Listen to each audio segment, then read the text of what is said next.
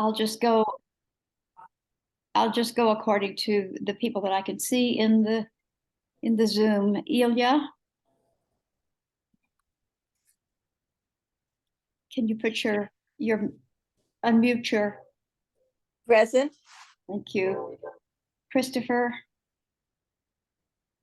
Present. Holly. Freitas. Yep, here.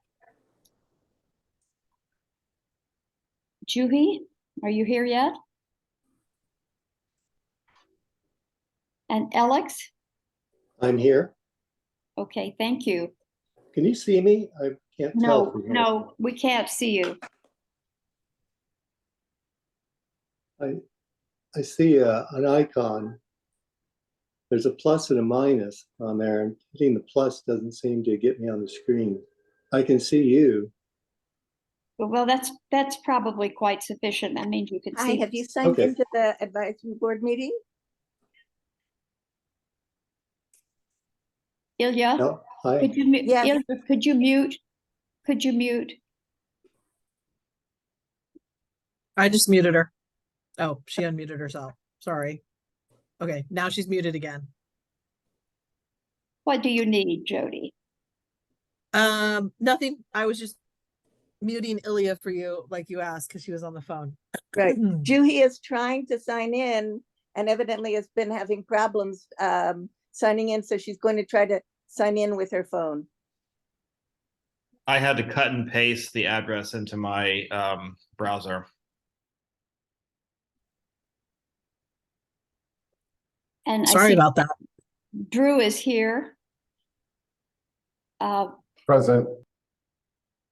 So I think we have everybody. As soon as Juhi comes on, we can begin our presentations.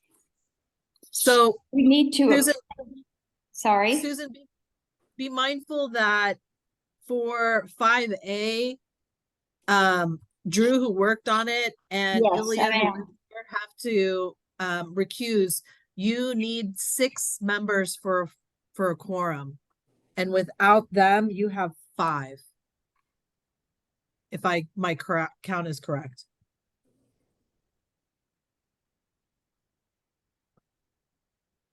I'm trying to reach Anita Rankin, who should be signing in as well. Juhi, are you with us yet? There she is. Yes, I'm here. Hi. Sorry, I Hi. was having some technical difficulties. I'm here. That's great. Welcome. Thank you.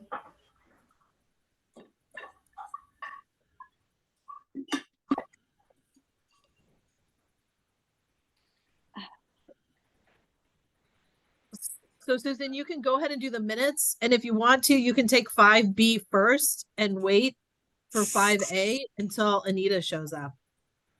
I think we may have to do that. So we will go ahead. Has everybody looked at the minutes from the last meeting? Are there any objections or additions?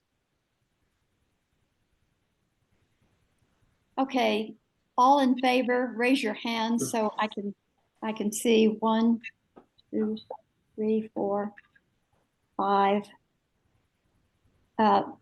Alex? And I for me. 6. Okay, I think that's everybody. So the minutes for October 26 are approved. And I notice we have some people in the audience. We have a moment for our call to audience. If there's any comment that anyone wants to make here.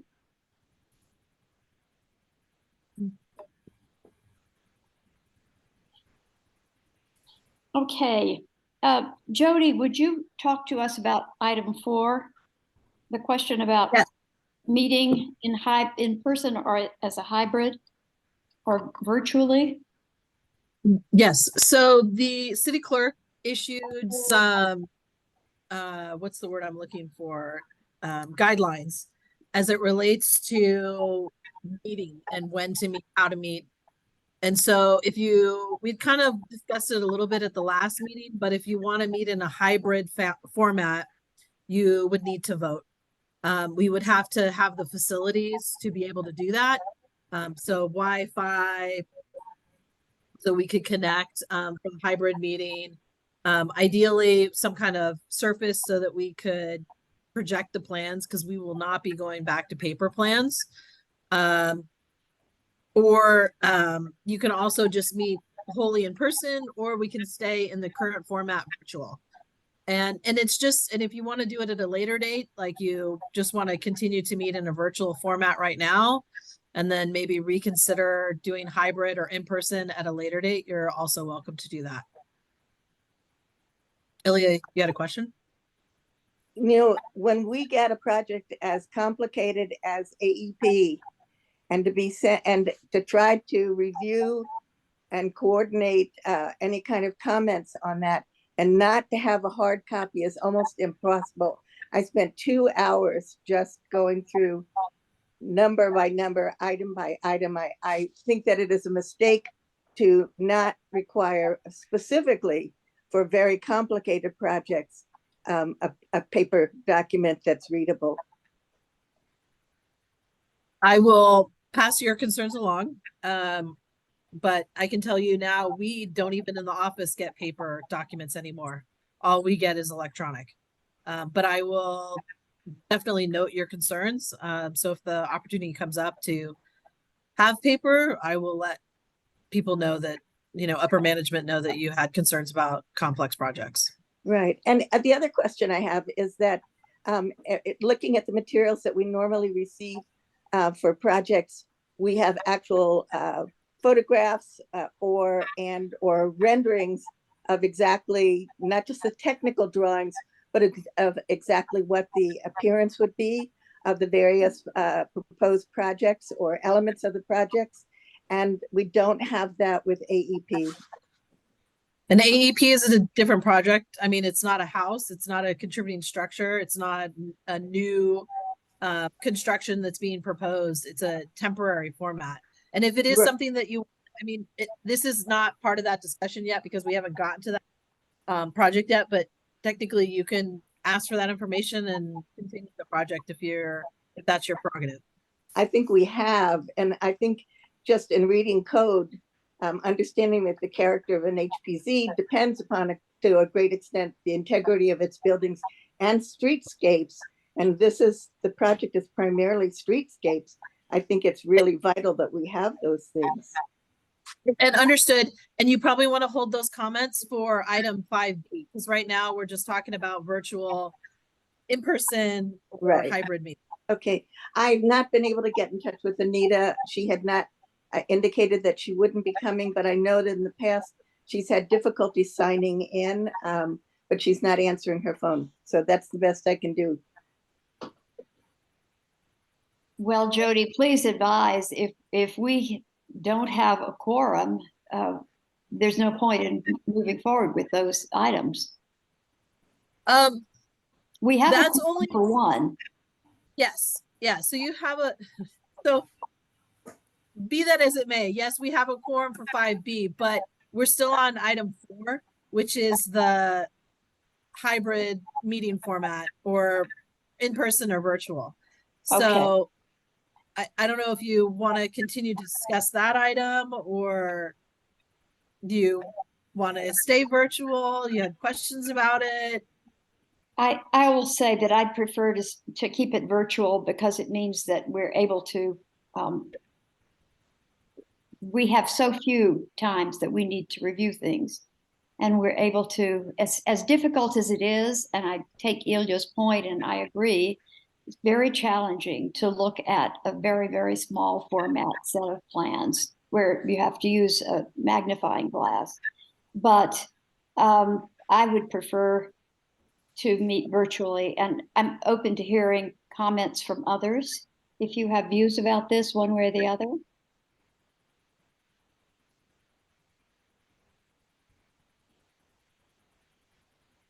Perhaps, unless you're opposed to continue with virtual meetings, can we assume that that's acceptable to the board?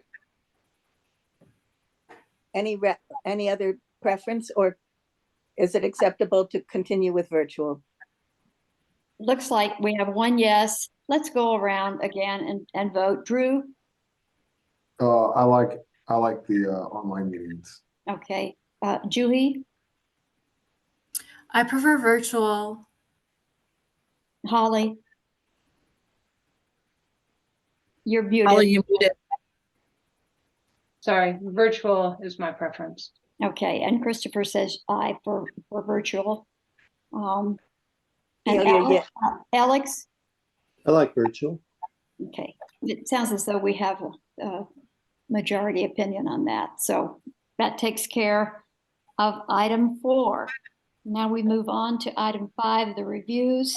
So we're going to skip to B, which is the review of the Activate El Presidio project.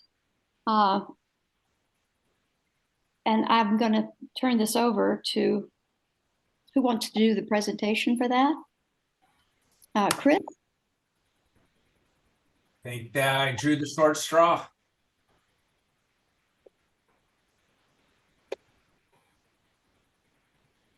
Jumping right in, or we have any staff intros or anything like that on other boards? There's some sort of. Chris, you're going. jumping right in, and you are co-host, so you should be able to share your screen. That's where I was at. Going to be my next one. I'll jump in and share my screen.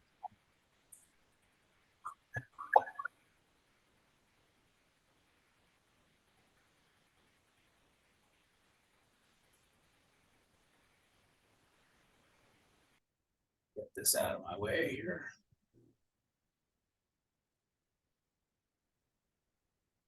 My screen is active, yes? It is. All right. This is Activate El Presidio, as I've heard it be called earlier in this meeting, AEP, which is way easier to say. We have with this board looked at this presentation once before. There has been changes to the plans and some modifications to the overall presentation to, in my opinion, help address some of the concerns and some of the directions and comments that we received on the last courtesy review. So hopefully we've appeased the concerns and made things a little clearer of some of the items. Let's move on here. So one of the comments we got before was looking at providing some vision statements, objectives, and on another board looking at a sunset date. So we've added some text to this that the goal of the activate El Presidio is to activate the historic El Presidio neighborhood, reinvigorating the vibrant district while preserving the rich heritage, expanding on the special sense of place where people will gather and create more diverse community that benefits the historic El Presidio neighborhood, helps support existing retail and strengthen connections to larger Tucson community. We envision a place where the history comes alive, fostering pride and unity for generations to come. So the summary of that really is that the driving force of this is really neighborhood oriented. It's to provide some invigoration and activation and remind the neighborhood really to have a commercial core in this area that has some retail and some vibrancy already. So let's give that some activation and get that to be a little more richer and see if we can spur in some more community development. So really the idea is to create a place where the neighborhood can come and gather and get to know each other and have a space that's theirs. Yes, it also draws from the larger community into the downtown area and creates a space that has a kind of a Venn diagram effect for the neighborhood and downtown. So I think we're starting to achieve that within what we're presenting here. The approach really was a lighter, quicker, cheaper. The quicker part is becoming more of the challenge. Cheaper is the part we're working on right now, is trying to get costing and wish list and things of that nature come together in a symbiotic way. There was prior planning approaches done over the years. This project's not just brand new. It's been around for a while and been investigated and had multiple public inputs and public process involved with it. The Project for Public Spaces put together a plan that was pretty general but had some very specific guidelines and implementation strategies, which were kind of the guiding light for this project. And really it was to strengthen that residential and business community, offer residents and guests inviting, comfortable places to be, and convey the diversity and culture of the neighborhood. And I think while fitting in, another bullet in there would be, fitting in within the context of the existing neighborhood, not trying to create something brand new or I'd say totally incongruous with the neighborhood. Oh, there we go. That's what I wanted. So one other comment that we had on another board was looking at providing some sort of, well, sunset date's really the easiest term for that, but a timeline to go back and look at and reevaluate the implementation of the elements and have some sort of evaluation whether or not the materials are holding up. Has it been successful? Has it worked? Is there things that need to be changed or things that need to be updated or modified? So we've added that in within the development plan and within the maintenance plan that's going to happen within that larger context of the project. That's going to be incorporated. So we've picked a 3-year date that should be enough time to find things that are, have that feedback loop. I think that's an important thing to bring back to this group, is that there is that idea at the end or has a line in the sand of time of, yes, we're going to come back and reevaluate this. There'll be an opportunity to have feedback again at that timeline.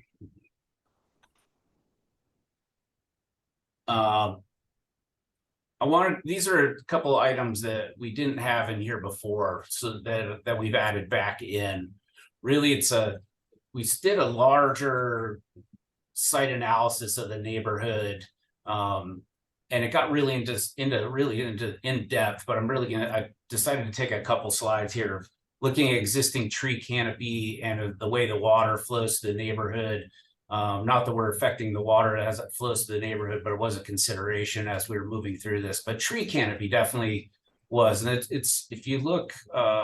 The main core of the project is here. There's not a whole lot of tree canopy in this area, and and down in here. So adding a few trees and some shade in this area was quite was one of the higher priorities of the project. And shading of walkways and shading of pedestrian zones overall within the city is a high priority topic right now. Heat distribution and heat island is a big deal. So I wanted to bring that to this board. That was a conversation that we were having last time we were here, looking at the plant material and what's existing and how the plants we're choosing fit into that context. Here's another materials board, kind of gives a little summary of materials that are common and found within the neighborhood. Some plant material beyond the trees. It's a wide range, pretty broad mix of materials, broad mix of plant material that we found.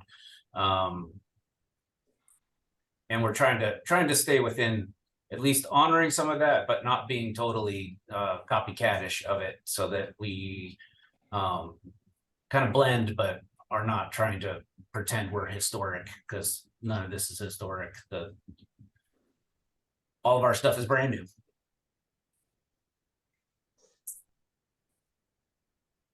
So within that, we're looking at Chalopsis and some Prosopis. Prosopis is commonly found in the neighborhood.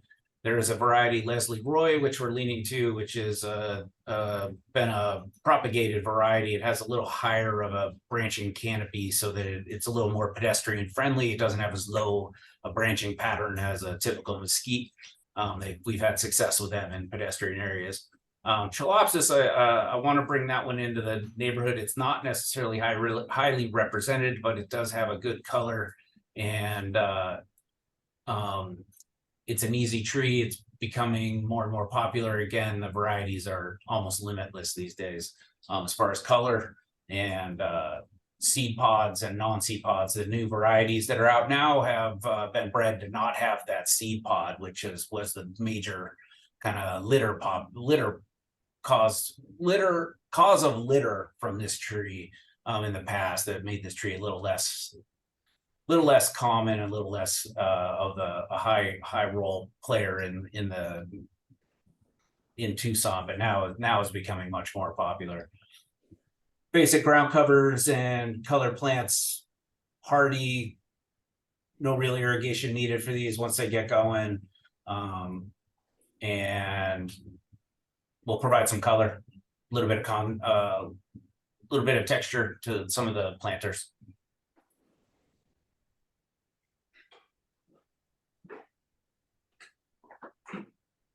Some of our proposed materials, I want to look at these with the group. So we have planters, some built material, larger pots, containers are moving more towards the terracotta traditional coloring.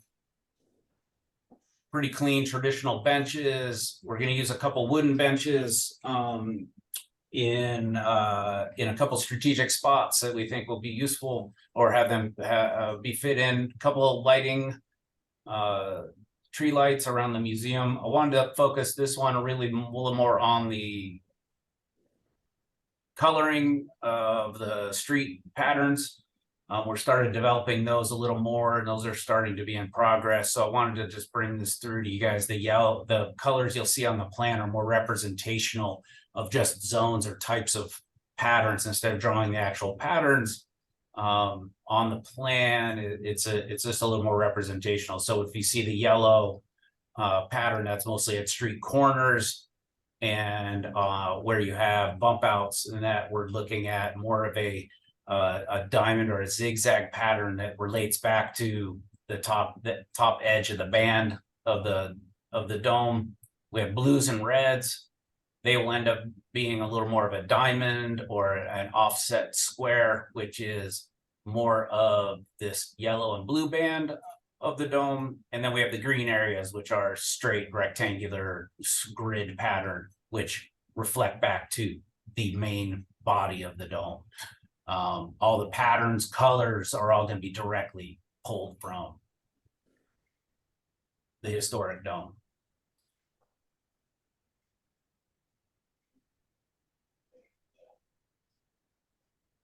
So I know we're all a little bit familiar with the area.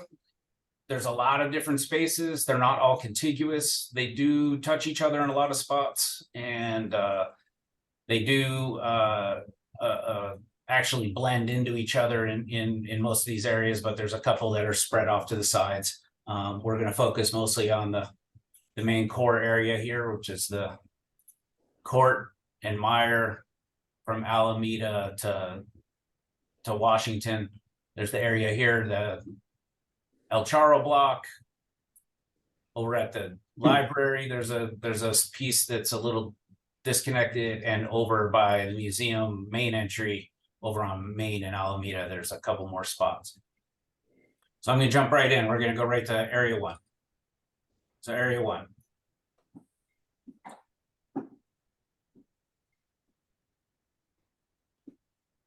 Zoom in on this a bit. There we go. Area 1, from the last time you saw this, the main, I think, revisions that have been made, a little bit of reduction in the color of the surface texture painting. The corners have been made to have a true radius to beat more engineering, and I think we dialed back a little bit on the planters. There's less planters overall, just in general on the project, there's less planters.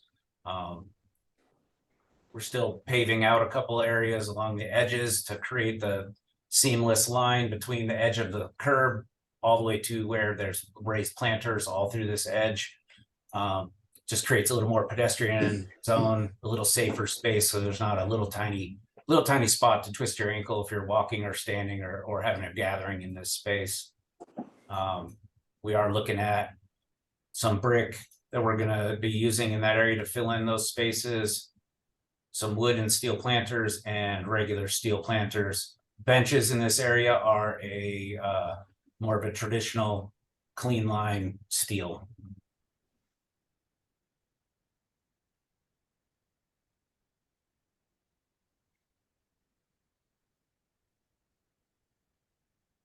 Area 2. Very similar concept of conversation. We did just pull back from the larger bands that were crossing the road. We felt there was going to be a maintenance concern with the traffic and with vehicles driving on them that wasn't going to be the best use of that material. So we kind of pulled it back, but we're still honoring it by bringing it across. Things got pared down just a touch, less planters, still have seating or gathering area on the corners.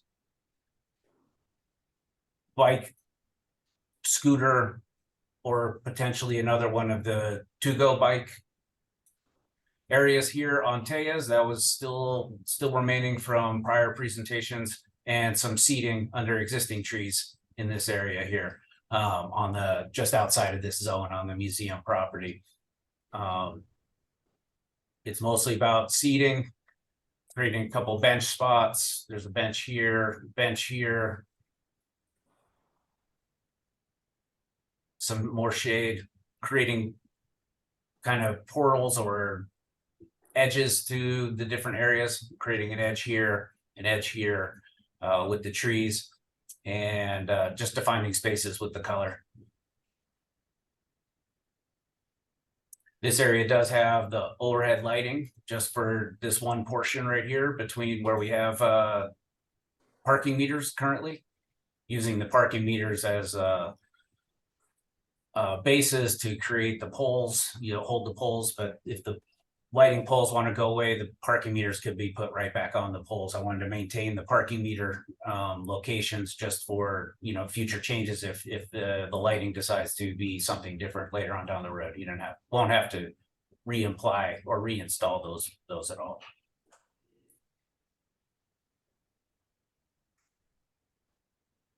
Area 3 is Washington Street. I do want to focus on some of the color here. Isn't necessarily representational of the color to go in. Want to just have it be a little more bold so you could read. These purple areas are shade cover. Gray in here is a rock surfacing that we're going to have added on. It's very similar to like your chip seal that you would use on the roads, but the company we're talking to can do it with a little more decorative rock. So we're going to bring that in. That was a request of La Cocina that they have that little more old town world feel in this space if we could achieve it. So we've gone there. Before there was a lot of a mix of spaces. I think we've kind of coalesced around a couple areas and kind of reduced some of the clutter and some of the other things that were going on, and that's in this space. Made it a little more cleaner lines, cleaner definition of zones, where we have a kids zone here with a shaded covering, some seating along the edges. Underneath this, this has a deck to it, like a streetery. There's actually a cushiony layer of material in there, so smaller kids can crawl around or be, a little more active in that space. That was a direct request from owner in this area to have a children's zone, a little more family oriented on this side. On the left side, a lot more seating, But even that's a little bit of reduced scope of seating in that space. But it's definitely still active and activated. Little bit of lighting in this area here to activate that space, give it some life. The other side of the street over here has a little bit of lighting, also, with this being more just open seating, no fixed seating, just shade structures with tables and chairs. We decided to bring in more trees in this area, tree boxes, to create a shade, a little more grotto type feel. Felt it kind of simplified the space a little bit, but still provided all the benefits of what we were looking at before, without having to impact the existing fire lane that needs to remain. So the 12 feet on the north side needs to remain open.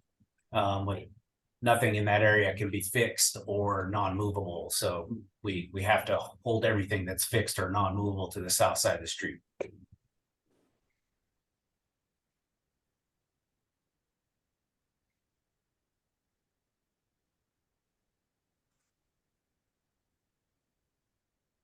Area 4 is the south end of court at Alameda.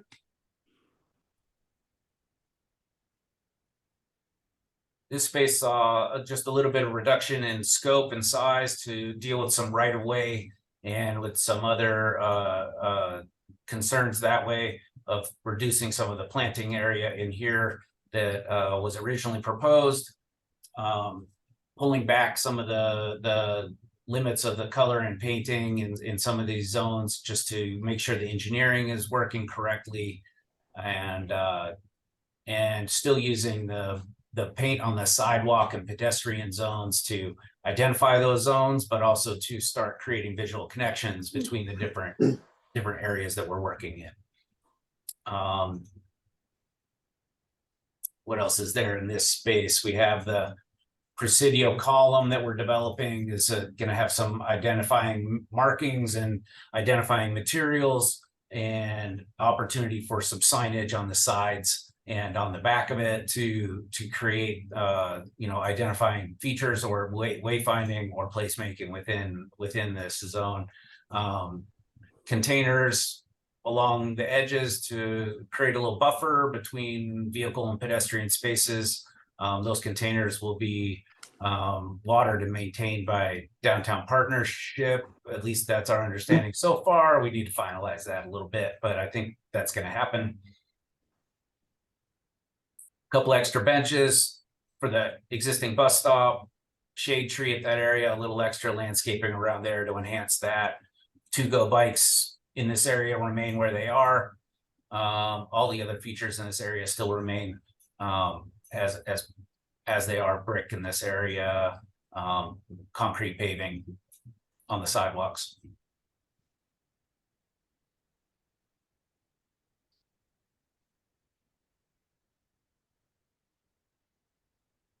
Area 5's down the street a little bit, very similar space. This is Alameda and Main Avenue. Museum entry is over here.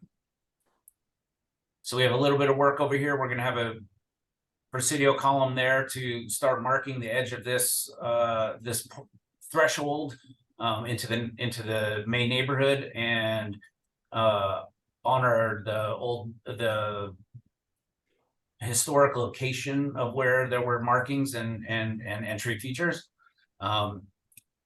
In the kind of plaza patio space that there is here in general, it is really just an opening, maybe removing some concrete in this area to create a little more landscape area, a little more green space, and just some very, very minor coloring to indicate that it is part of this neighborhood project.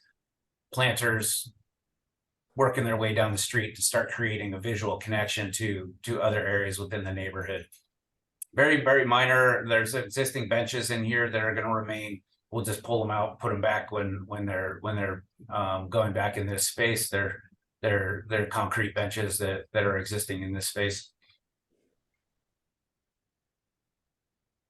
This is more just a kind of introduce the idea of this neighborhood project and create an interest and create that introduce the colors, introduce some of the textures, so that as people move farther in the neighborhood, they'll understand where that's all coming from, and it'll pull them towards the center.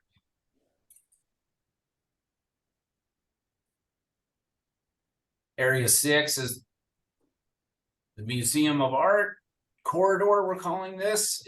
Basically where the donut is on the island, straight down to Tejas, which was Site 2.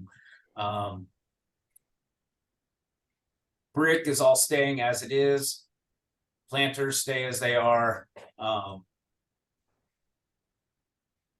Providing just a little bit of color and some seating. The red squares at this point are being proposed as small seating bench kind of seat walls. We're trying to see if we can procure the plastic blocks from Steve K's recycling program. If not, those will be made out of concrete blocks like a traditional seat wall. I really like to use the plastic, recycled plastic. You know, I bring my stuff over there every week, so I'd love to see them being used in see that material being used more. A couple extra trees in here for some shade, and a custom bike rack that we have being brought to the project. So we're going to use that here. Maybe something similar to the one at the library. It has letters or has some sort of art component to it, but you still better lock your bike to it. So this is really just to catch people's eye across the street, give them a safe refuge in the middle, and then bring them with some unique features and some coloring that'll start pulling the eye visually into our main core space.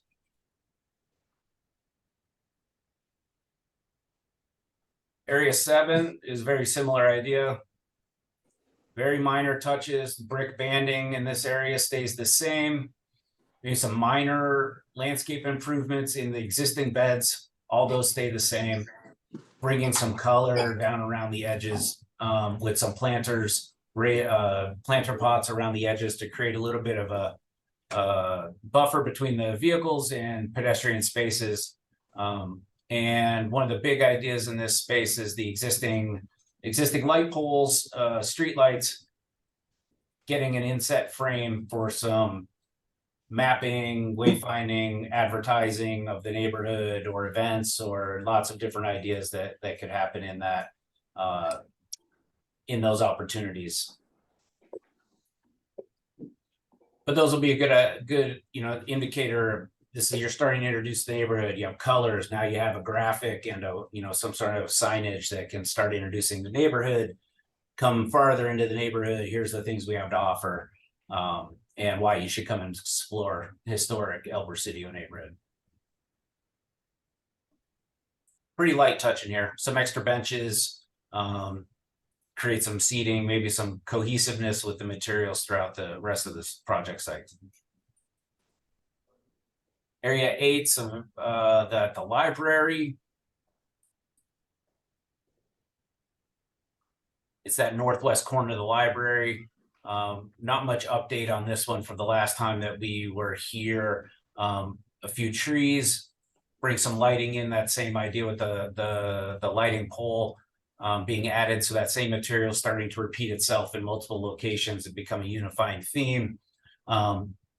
Doing a little bit of turf reduction and bring this space in to be a little more cohesive with the paving and patterning, or paving and walkability of that space, and make it more inviting to have people come up and sit. I think, in my opinion, it being up in the grass, I think some people think it's just a feature, not necessarily a seat wall.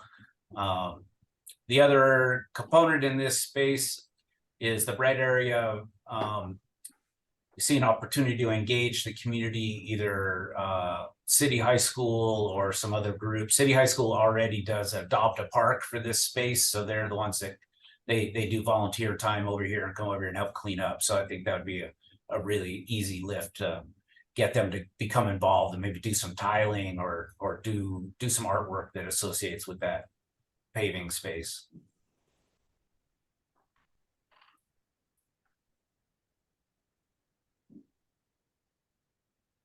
And Area 9, last but not least, is actually outside of the Rio Nuevo district. It's still in the El Presidio neighborhood.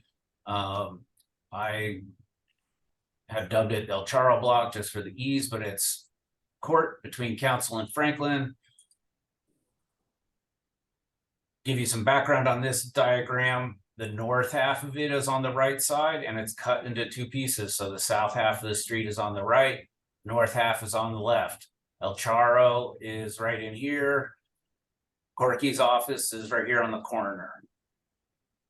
So we've dialed this space back. We heard quite a bit of concern about activating too much or providing too much opportunity for too much opportunity for larger gatherings within the parking. And we think there's still an opportunity to provide some of that, but it's we're dialing that back quite a bit and having less planters. We had planters in here running all the way down. We're going to be using a little less of those. Little highlight of lighting right in the middle of the block as an opportunity to maybe produce a gathering space there at the middle of the block that could occupy a few of the parking spaces. That Ariel's making it read as though there's still cars there, but there's actually an area here in the middle that is going to be isolated and be pulled off for a little more of a gathering opportunity. Gathering opportunity at the corners, or just a respite with maybe a bench or two or some pots to create use that space on the corners. A little bit more active on this corner because it's a highly used corner.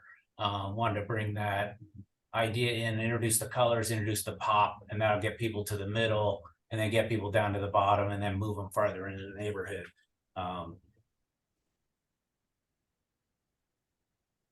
So a lot less impact on this space than what there was before. I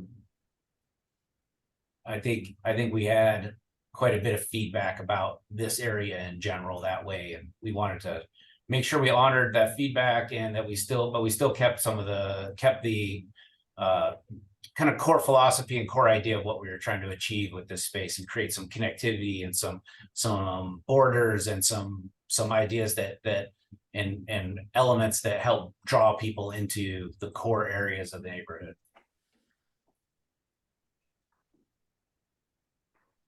So you've seen these images before. I'm going to show these again. I think these give a pretty good indication of where we are going and what kind of vibe and feel these spaces will have. This is in front of the El Presidio Museum.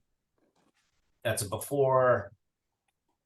Here's an after rendering of what we are kind of shooting for and what we see this space ending up having as far as elements and materials and character.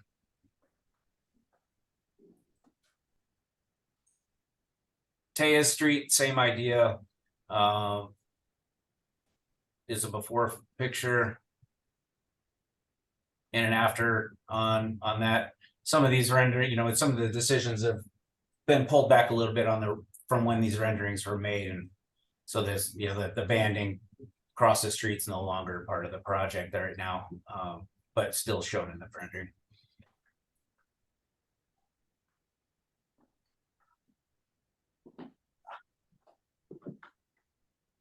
That's the last sheet I have. I'll go back to the beginning and we can start there or entertain questions, comments, open discussion, however we want to roll with this.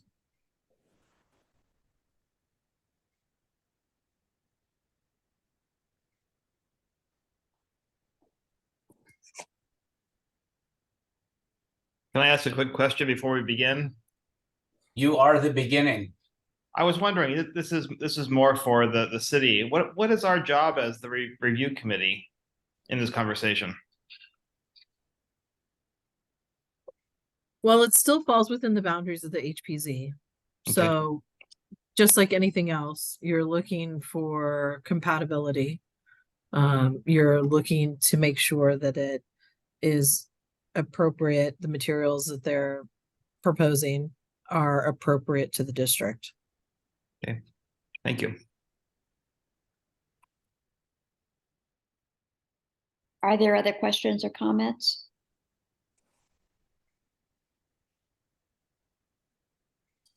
Yeah, I don't know. Susan, do you want to run as far as calling hands and whatnot? I can't see everyone on my Yeah, side. yeah, I see that Ilya is trying to speak, so I think that's all. I can't see everybody on my screen as long as we're seeing the renderings, but Ilya? So Chris, could we sort of go back to a couple of sections? So your first section was court at Washington to Alameda. If you could pull that image up.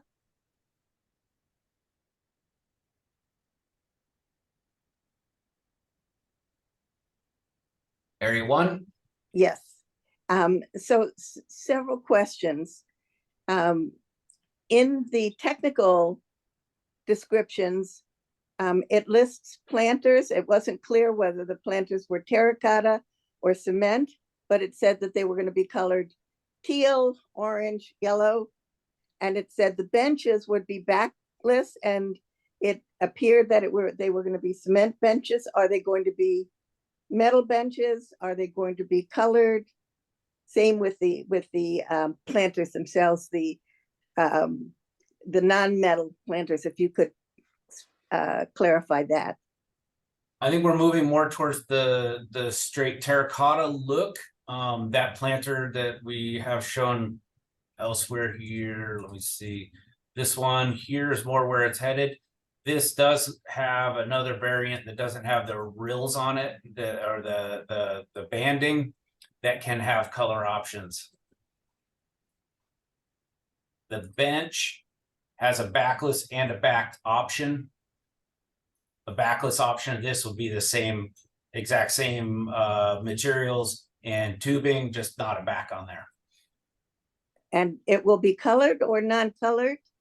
We're being asked to give some opinion on this, and so if you could clarify whether the planters, the terracotta, are going to be, and whether there is options for the terracotta for something that is a little sturdier than the classic sort of Home Depot clay pot. The terracotta colored pot is actually a fiberglass variety, and that's for traffic, and the DTM has some requirements. The Department of Transportation and Mobility has some requirements of what material we can use for those raised containers within the right of way. The bench itself is metal, and I'm proposing black. I'm not sure where the yellow. That's just a typo on our set. Okay. And so we're trying to stay as traditional, like black bench of that style would be a right traditionally. Right. And so there's no other option but plastic pots. It's a fiberglass. Yes, that's the one that they would prefer us to use, not a heavy concrete or other heavy material like that. I'm not sure. They'll let us put the wood and steel planter in the right of way, but the planters, they want those to have certain material choices. These have something to do with cars hitting them. If you'll excuse me for a moment, I'm connecting with Anita Rankin. I'm going to get her signed in. Okay, let's move to Christopher. Christopher had a question. Yeah, I was just thinking about the presentation a bit first. Usually when we have presentations on this committee, it's helpful to have elevations, a plan, like a true plan, not with patterns, but a plan where we can actually see what the streetscape is like, and then maybe an elevation that has existing buildings and what the proposal is. I thought your perspectives helped quite a bit, but typically just a street elevation is the thing that we love to see, and it's typically what we ask for on this committee. And just running down the entire street is a great way to do it, because we can see the full scope of things. And if you have a plan and then a long elevation, that is super helpful, because we can see how it relates to the existing building fabric. We can see the scale of it. And that's something that we find really helpful typically to sort of understand the full scope of the plan. A few thoughts about the elements chosen. The bench seems very attenuated. And I'm wondering how they're going to last over time, because the idea is that this will have some longevity to it. And so the plastic containers, I think, don't look great over time. I've seen quite a few of those around town, and they look great during the first year, and then they tend to start failing in our sun with UV. And I didn't quite get a sense of that light pole. I guess that's the other thing. The street furniture is of interest to me personally to sort of understand that, and then really what that light pole specification is.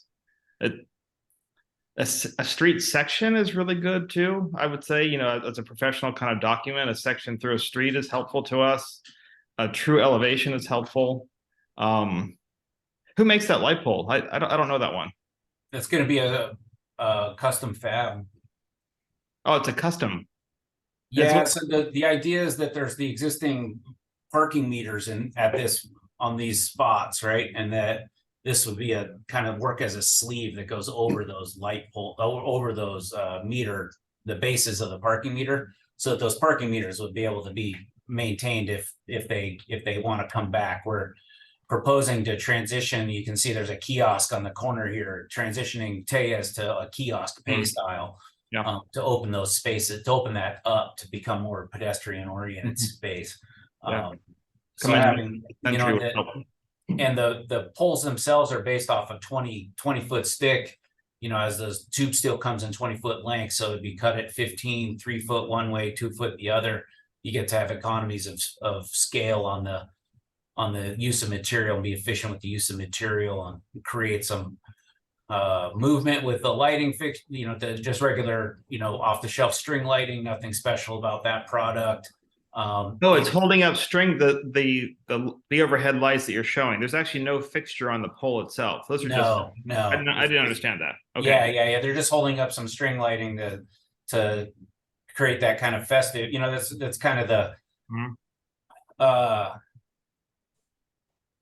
I'd say it's the light du jour of creating spaces these days, is creating some sort of overhead string lighting of it's kind of creating that festive space. Right. You know, it's a nice, people don't understand what that means when they start seeing overhead string light, that there's a gathering space and that there's a space to be there more consistently, and it's not permanent. So if it's too much lighting, pull it back a little bit, you know, can be adjustable that way. So we thought it was a little more flexible. Just two more technical questions for you. How do you get power to those poles? We're going to pull it from either from one of the building or from the courtyard over at Tall Boys. So up and through the center of the pole somehow? Yeah, or string it across from high. Oh, okay. So there'll be a connection of power somewhere from a building or a roof over to that. Correct. About mid block on this building, there's a couple overhead floodlight type lightings up under the eave there that could also become a power source. And I know you're an irrigation specialist. What are your thoughts about irrigating these planters and keeping those trees alive? So the planters were long-term thinking that Downtown Partnership has a watering program, and we're going to try to get some agreements with adjacent property to provide a little extra water or provide some love and care to these. That's why we're looking at using that desert, you know, the mesquite and desert willow. Those both have very good success rates in these types of conditions. I know in front of my house, I have 2 desert willows, and I don't have irrigation. Being an irrigation specialist, I don't have irrigation at my house. I use a 5-gallon bucket whenever I feel like they need a little juice. So thanks for your help. I appreciate it.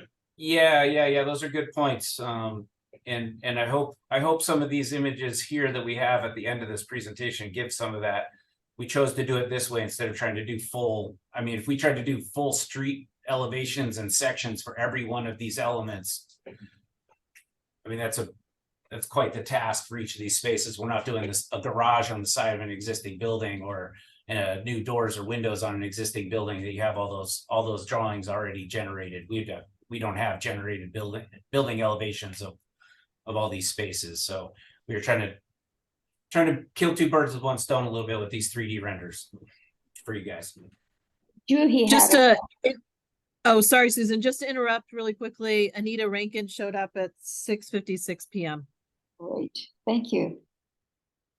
Julie? Yes, hi.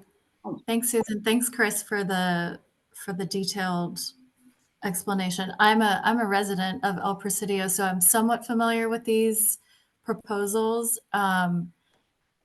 Because there are so many different areas, is there a way you could help us understand how the hierarchy was, like the logic of the hierarchy? And it's because it is such a large project, it's hard to wrap our heads, or for me at least, it's hard to wrap my head around why this particular thing here, why this other thing here, just how it's. I'm looking for continuity, I guess, and just trying to understand just the bigger picture. I think that would be helpful to understand, just because it is so complex and large. If you could speak to that, just maybe on a larger, bigger picture, that would be helpful to hear. Yeah, I think ultimately that stemmed from a lot of outreach and work by there's a Rio Nuevo committee. This is most of this space, other than the one up over at the El Charro area, is within the Rio Nuevo district. So there was a Rio Nuevo committee and a Rio Nuevo subcommittee focused on this project area, just in general. What things did they want to achieve? What goals do they have? So through that process and that group meeting, I think they identified key locations, key areas, and key neighborhood features that they wanted to highlight and bring more attention to within basically this kind of more commercial core. So this 1, 2, and 3 are kind of around a commercial core, that the Old Town Artisans block, and then there's some tangential businesses. The museum has several facilities within that area. Instead of trying to activate the residential zone of the neighborhood, which isn't, that's not what it's for. Is more like, let's try to figure out how to accentuate and activate this commercial edge, right?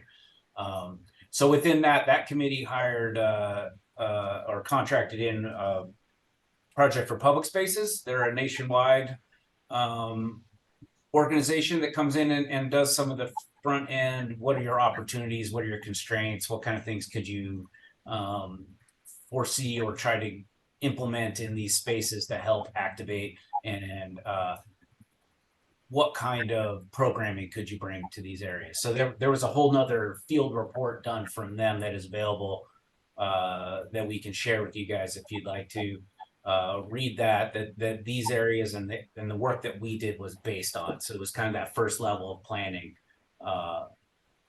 of what kind of elements, what kind of things could be successful in this neighborhood and in these spaces. So then we built on top of that and created more layers to that and kind of made it a little more, truthed it a little bit more, a little more of what this right away, what this actual space can handle. Does that help you with that? How we got there? Yeah, and I think I'm actually looking for something a little bit more granular even. I am familiar with that background and history of how we arrived at this point. Just, I guess, more, I'm trying to understand like the continuity between areas 1 through 10. Like it feels like a lot of different objects that don't really feel continuous throughout. And maybe it is, and it's just hard to understand that that's there. Yeah, I can see it. We did try to unify within the use of kind of some general wayfinding ideas with the application of paint to the pedestrian surfacing. That coloring, those patterns are the same throughout and are visually able to be seen from distance to connect spaces. Materials, we've tried to hold those to be similar, but the use of that material may be different between Washington, like a built structure, the built shared space platform deck structure on Washington's kind of slightly different than the one at El Presidio Museum. That one's a little more in the public face and has interaction with that building. We pulled some facade or roofing and some other materials off of that actual structure to have it kind of blend or be a little more harmonious over there. But yet through the materials, we've tried to create that sense of that same planters, tried to get a same benching material, the wayfinding on the surface plane, plant material in the tree selection, planter boxes are all the similar materials in all these different spaces to create that vocabulary that connects them all. Even though they may be used in a slightly different way in each space, the vocabulary of the materials is similar. You know, the lighting pole, the string lighting that happens in different places, it's used the same way, just maybe in a different context in each of those spaces. Is that more where you were headed? Yeah, that's helpful. And I think to Christopher's point, will there be a point where we're able to see sections, elevations, more architectural set of drawings? I mean, I want to be diplomatic and say that I'm just not scope. I just don't have the capability to provide that. I mean, Okay. if I was going to draw elevations of every element through here, I mean, we're trying to do this within a certain costing, right? Like, Sure. I'm not an architect. We don't have architectural renderings or drawings for all these structures that would be, I'd have to be creating images for, or if I was going to be doing 3D renders like we have in our presentation currently, you know, those take some man hours to produce, and we're trying to kind of give best of both worlds or try to convey the information we need. But the built structures in this area they're not necessarily tied to a structure. There's only 3 of them. Everything else is kind of planters and site amenities, in my opinion.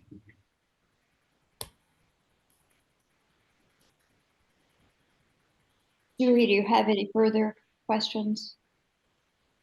I'm also curious a little bit about how you arrived at the tree wrapping. I think this is kind of in the same vein as my previous question. Just I'm looking for some continuity in the way that the lighting is treated, because there is existing lighting in the neighborhood, like poles, taller, newer LED, and then introducing the lower string lights, and then also wrapping the tree.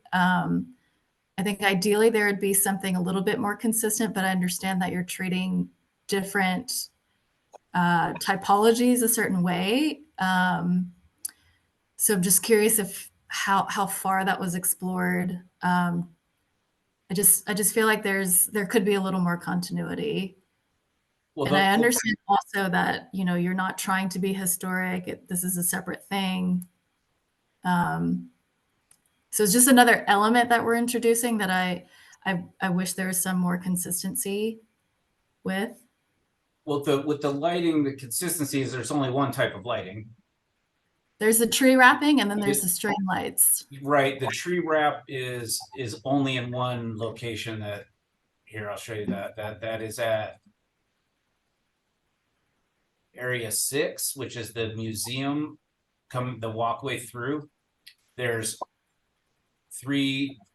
5 trees here that have electrical outlets at the bottom of them already. Mm-hmm. So the idea is that the traditional downtown partnership does a lighting in trees. They have them all through the downtown. Right. That would happen in this location and this location only. The other lighting in the project is just that string lighting, which is not intended to be safety lighting or pedestrian level functional lighting. It's purely an aesthetic lighting to be more of a long range indicator, something to draw people's eye and bring it in and give some ambiance to the space. But we're not measuring foot candles when we're talking about those. Sure. So we tried to limit that tree wrapping to just this one spot. There was another location we were looking at, and we backed away from that space because it was too much. So This is just that one spot we're doing that tree wrap, because one, it's opportune that we have power at the bottom of the tree. The trees are mature mesquite trees. They're really cool looking. And this space could really use some invigoration, especially in the evening hours, you know, so we thought that was a great opportunity to highlight this space. So there was an idea, there was a direct like continuity of that lighting. I'm trying to hold on to one style of light pole, and have that used in each of the spaces to create that vocabulary of that pole and that lighting type. So that there was a conscious decision to do that. Yeah, the way that the string lighting is treated on Washington Street currently, would that then match what you're doing, what you're proposing at Tejas? With the existing string lighting that's on Washington would have to be pulled back and removed. We're not allowed to cross the road in north-south for that fire lane unless we go really high. We have to go really high for that. So that real low level lighting, low to the ground level that's there currently is not going to be maintained. So it would be made to match what's on Tejas, their string lighting, the Yes. ambient light. Yes. Okay. Yes. Okay. Okay. Thank you. Okay, Holly? Thank you. So for me, I find this pretty exciting. I see more greenery and sort of communal spaces, which I think improves any neighborhood. But one thing that I wanted to raise that I think is really important is on the very first slide, you said that in year 3 that there would be an evaluation, right? And so for me, that's the most critical piece of all of this discussion, because at year 3, I mean, so we can implement a bunch of things, and in year 3 we got to step back and say, okay, what worked, what didn't work, what do we want to keep, what don't we want to keep? And so that evaluation is really powerful, not only for the neighborhood, but for the larger organizing body that is Activate El Presidio, because we're going to learn through this together. And I have to say, as an evaluator, this is the best case scenario that we could hope for. Every project will have some trip falls in its implementation, and it takes time. But if we step back in 3 years and we say, okay, what do we want to keep? What do we want to improve on? What do we want to reduce? What do we want to expand? I think this becomes a living, vibrant project. And that's a very, very important piece that we need to consider moving forward, because we have the flexibility as a neighborhood to continue to participate in this project. And so I just want to thank Chris and the designers for that, because that furthers this conversation and makes it more sophisticated once we've all lived with something for a couple of years. So I just want to thank you. Yeah, thanks for that point, because that is something that's hard to convey through this project, is that ultimately this is a stepping stone type of idea, right? None of this work that we're currently doing is meant to be permanent. It's meant to be this first, the way we were talking about it in a prior meeting was, this is setting the stage for another activity, or setting the stage for the actual concert. Or that if one of these elements becomes popular or becomes something that is cherished, then there's an idea to build around that, or to build onto that idea. If one of these things falls flat, none of this stuff's attached to the ground, none of it's permanent, none of it's impacting a historic structure directly. It can be changed, moved, modified. That's the whole idea of this thing, is like, let's get some change, let's get some things that are kind of new, get a little bit of zip going in the neighborhood, see if it works, and get people excited about the space. So it's just as you were saying, this is the first idea. This is the first round of something that, if it starts or works and it's very and it's working with the neighborhood, there's ways to grow or to build or to expand or not, you know, that's part of the strengths of this idea is none of it's Right. permanent. Well, Can be and changed. that is different for this committee, because this committee is What's going reviews. in for this right now, right? That Right, but I'm just saying this committee, when we review projects, those projects are very permanent. And it's, you know, the objective of this committee is to make sure that that it aligns to our neighborhood history. Mhm. And so what I'm saying about this that I like is that we have options, multiple options down the road to think, to confer, to change, to you know, to learn from the process. And so that's the beauty of this sort of this kind of mobile infrastructure, which is uncommon to this committee. It's uncommon to the town. This is the first time we're really even trying this in the city. So you guys are the beta tester.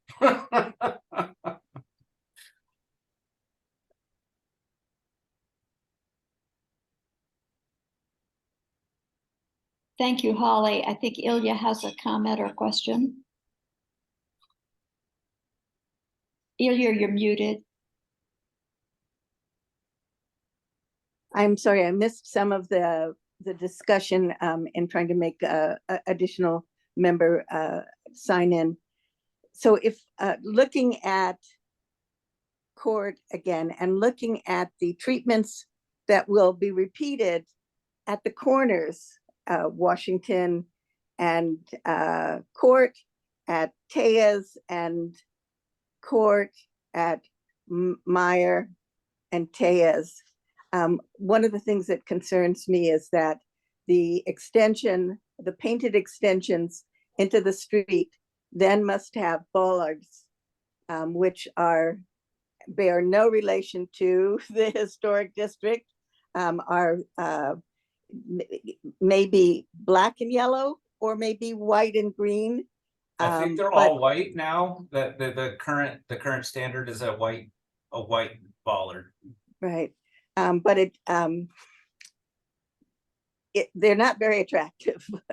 And that and the planters, as much as we appreciate adding greenery, but the larger planters in particular do affect the sense of the streetscape along Court, which was a residential streetscape that went from the, if you're looking at the right of your screen, that image right now, I believe that's the Siqueiros Hakami house, and went all the way down to the Women's Commission, and at one time went all the way down Court to Franklin, with residences as well, and that the larger planters sort of block and change that character and the fabric of the streetscape. But my greater concern is really the extensions of the curbs with these bollards, and if the bollards have to actually go all the way down the length of Court and anywhere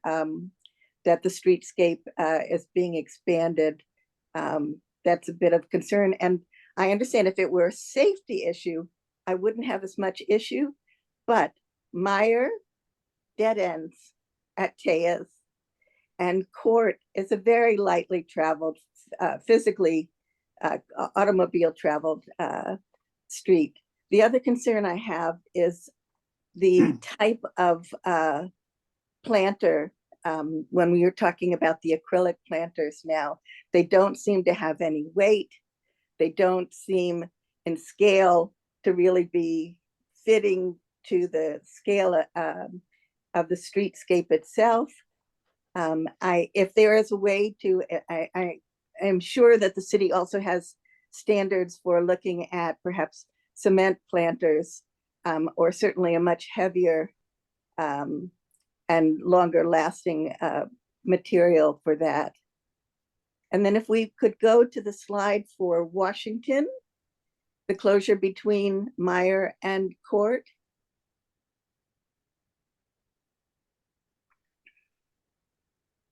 Which I memorized, which slide was what the numbers there. Number 3.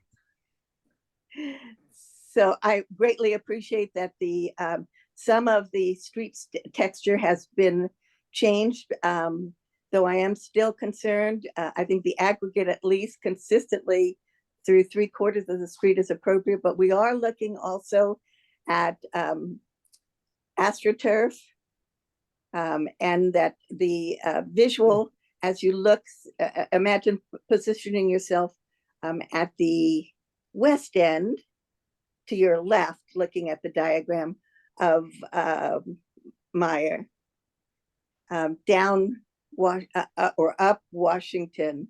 The streetscape now, and the fabric of that streetscape, is it captures right at the corner what was a small market, and then El Rapido, which was a tamale factory, and then the visual into a courtyard of what was at one point a major residence, and then later on a mercantile, and now a mix of mercantile and restaurant. And I think that the wooden structures that are going to be built in place, as well as this change of AstroTurf halfway down, and then the painted colors across,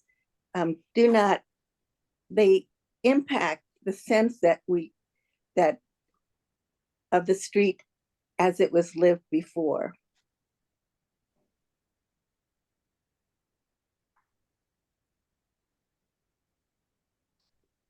I'm glad to see more trees, and that's my comment for those specific elements. And if you can actually, if you could give us more of a sense of what the built-in areas of seating are to the, I guess, to the west of the central yellow painted stripe across the street. Yeah, here, I'll do this because basically they're all around this modular idea of what a shared space within the city context. There, there's several of them in the downtown area. There are decks built at curb height. The ones that are proposed over on Washington are very similar to the ones shown here, but instead of having a solid roof, we're moving a little more back towards having a shade sail type, fabric type, little less permanent roofing to that at this time, to have it be a little less formal, and as a costing, the permanent roof, if it takes off and it's a popular destination, and then that can be brought on top. But the basic structure is steel with a wood deck, and the seating within those is flexible seating that going to be pulled in at night by the staff, and with some fixed tables, which are basically the same structure as these, with a little bit of steel is the frame, and a wood top to them, kind of like a picnic table look. And will the shade structure be colored? Is that, did you say teal or steel? I misunderstood. Steel. We'll have steel frame holding up any. Right. Any shade. Okay. And the shade structure, the coloring again. To be determined on the color of the shade, but I would assume we're looking at within those products, it's a tan, desert brown, in that realm, maybe a yellow. Otherwise, the colors are just way too vibrant for what would be appropriate in this neighborhood. I know currently the drawings show it being very bright. We did that so you guys would be able to see what we're talking about. Okay. So it's Thank not necessarily representation of the color, but this building here is more of a white, this series, and then the other side of the street's more of a white pale color. So, we're ultimately anticipating, in the earth tones. And my last question is, you mentioned that you are actually reducing the number of freestanding, I'm assuming you meant the acrylic planters and the metal planters. And what was the rationale, rather than adding more, rather than having fewer? Some of the concerns that this panel and others brought about maintenance, long-term maintenance and upkeep and survivability of some of those elements, costing at one level, and appropriateness of having that many elements being brought into the right of way. Okay, thank you. Christopher, did you have a comment? I did. I had a question or two. I was wondering, could you remind us of the need for all those bollards? There's that one shot you have where there's a corner condition and you show the trees and the kind of seating area beyond. It's the number of bollards is going to be determined by engineering drawings, which are based on AASHTO standards, which are national standards for safety and pedestrian access to within the right of way. Could you go back to that slide that has all the bollards? Maybe you can just walk us through the need for them all. Not that one, the other one you had. That one. This one, so these are not based on those engineering drawings. We're taking kind of a professional guess at where they're going to be. But like this one right here in the front is based on pedestrian with this with the corner bump out. There is a requirement within the current guidelines for developing shared use spaces within the city that if we have parking, there's a parking space here to the far right, wherever this wheel stop is, we need to have a bollard out at the 8-foot line. So when all these pieces start coming together, the planter, the shared space built element, those have requirements for having those off of the corners to make sure that cars stay more than 2 feet away from that, because we are going to have people in a seated position within the right of way. They're not going to be able to get out of the way too quick. So we want it's purely visual for the vehicle, safety related. So the corner, there's already a sidewalk on that corner that I see on the far left. Why do you need bollards there? Where these two right here, where as it moves off screen, it pulls out to the width of a parking space with some coloring on that to create it's a pedestrian refuge and basically shrinks the road for pedestrians moving in the north-south direction on this corner. Sounds good. Yeah, I shrinks the road from 40 feet to 38, or 28. Sounds good. So it creates a little bit of a traffic calming, and that's been shown even within projects that have been done of this. There's plenty of these in downtown or in the urban area of downtown area right now that cars are slowing down. They're being more concerned and careful around these corners, and that's what we want to do. Great, thank you. So I had a question about the trees too and the planter. So with your landscape architect hat on, could you tell us a bit about wind load and those planters as that canopy grows? What's your thought about safety? Yeah, what's one of the other reasons we looked at the desert willow. The Leslie Roy is one that I think will do well, but ultimately these plants are going to be limited in size by the amount of soil base that they have available to them. They are not going to reach mature mesquite size or desert willow size. They will, in my opinion, with these are approximately 5 by 5 boxes, 24, 30 inches deep. There's going to be pretty good soil mass there for them to get large, but they're not going to be 20-foot tall plants. In my opinion, with the wind load on those, I think they'll hang, especially if they can get a couple years in and get that. So if that whole thing's a root mass, they're going to have to tilt that whole that whole container over for them to rip out. I think my main concern really with with the trees going in is vandalism more than wind load. Yeah, no doubt. Having someone come in when they're small and try to pull them out, and there's nothing we can do about that. And we've seen that in this neighborhood too, which makes sense. Yeah.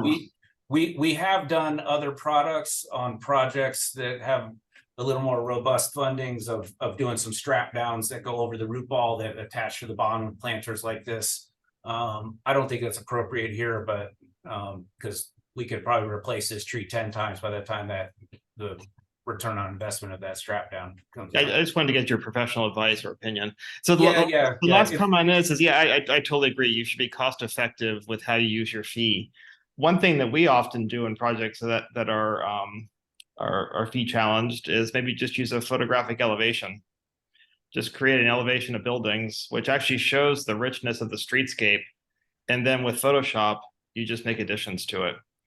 And also as a landscape architect, just thinking about measuring the street and maybe making a contour drawing, pencil, pen, and just showing the scale of the sidewalk and the street and where the cars are.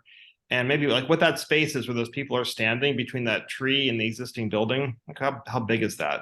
And I think that's all really helpful stuff to us who this project really deeply and we come into it periodically. It would be good just to see the idea of your work and what you're really thinking about strategically. That's just one sort of comment. I totally get the budget, but I would try to make drawings that show the richness of the work. I think that would help us a lot. Thank you. Well, that's kind of a little bit of the threading the needle here. Like I have a full development plan package that has all those dimensions on there. If you'd like to explore that package, Yeah, and this is also a mixed. this is a mixed group. It's a professional group plus it's other people who are not accustomed to reading those kind of drawings. So maybe trying to figure out like how you can make something that shows the life of this project and how it's changing the quality of the street. And I support adding more shade and landscape to it, even though these trees are not the historic trees that would be used in this neighborhood. I think they're the logical tree for this world that we're in. And I mean, I think all those choices are really good, but just understanding more about your thought as a professional landscape designer and how this will change the urban streetscape. And I know you have the tools to do it, and they don't take that long. I mean, yeah, you can redraw everything. I don't think we need to see that though. There's other ways to do it. Thanks. Are there other comments? I can't see all of you on my screen, so just speak up if you'd like to make a comment.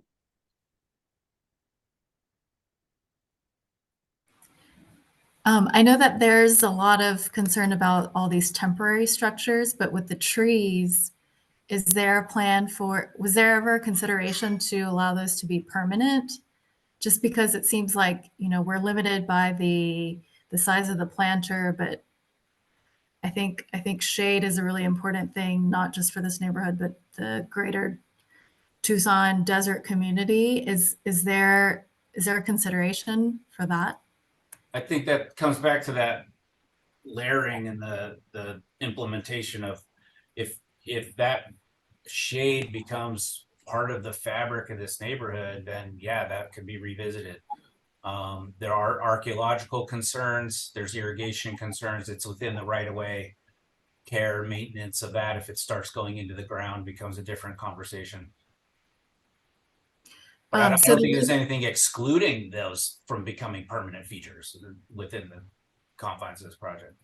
Okay, the way that the trees are represented in this rendering, for instance, is that a realistic representation of how mature that can become? I would think for the mesquite variety, that's about the scale I think they would stop at. Okay, and how mature will these come in? I think we have 24-inch box trees currently specified, which would be about a 1.5-inch caliper trunk. So Meaning, probably, how many years would it take until we see it come to this maturity size? kind of depends on the watering schedule and how often that can get implemented. Desert trees are definitely adapted to live long periods of time without water, but the more you give them water, the faster they grow. So there's a variability with that. I'd say this is probably 3-4 seasons. So right around when we'd be probably coming back around to do a reevaluation on this site. Okay, thank you. Other questions or comments? Anybody want? Christopher, I see your hand. Sorry, Susan, I never took it down. Yeah. Okay. All right. You gotta take your own hand down. Anybody else want to speak to this? I'm wondering about our time. We have another project to be considered, and I think the committee might like to speak privately about this before we take a vote. Do I hear any opinions about that one way or the other? You cannot talk privately. I'm doing air quotation marks. It has to be a noticed meeting if you have a quorum. But you could opt to continue it if there's more information that you would like. Or if you'd like to continue the discussion. It's up to you. Could I hear other people's opinions about this?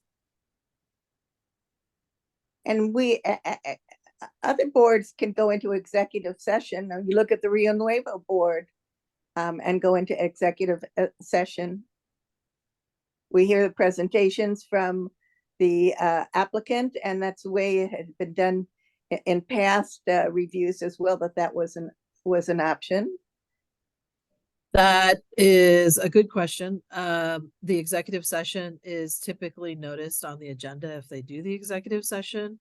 And to be honest, I would have to ask the city clerk if you had the standing to do a executive session, because there's different types of bodies. There's bodies that have hearings, and then there's bodies that, you're not a hearing body. You make recommendations. You're not a decision maker. So I can ask about doing an executive session for a future meeting, but typically the executive sessions are noticed on that agenda. Thank you. And Holly has her hand up. Okay. I do. I'm curious as to what further needs to be discussed by this committee that hasn't already been discussed here, and why we can't just finish the discussion here. So, Susan, I respect your question, but I'm a little surprised because I don't know where it's going. So I think we should just continue speaking here. So then the next, Sorry, go ahead, Ilya. so then what is the next step called for? Either a recommendation or a recording of concerns, approval, what is asked of the board now? So you would make a recommendation either to approve it with conditions, to continue it, or to deny it.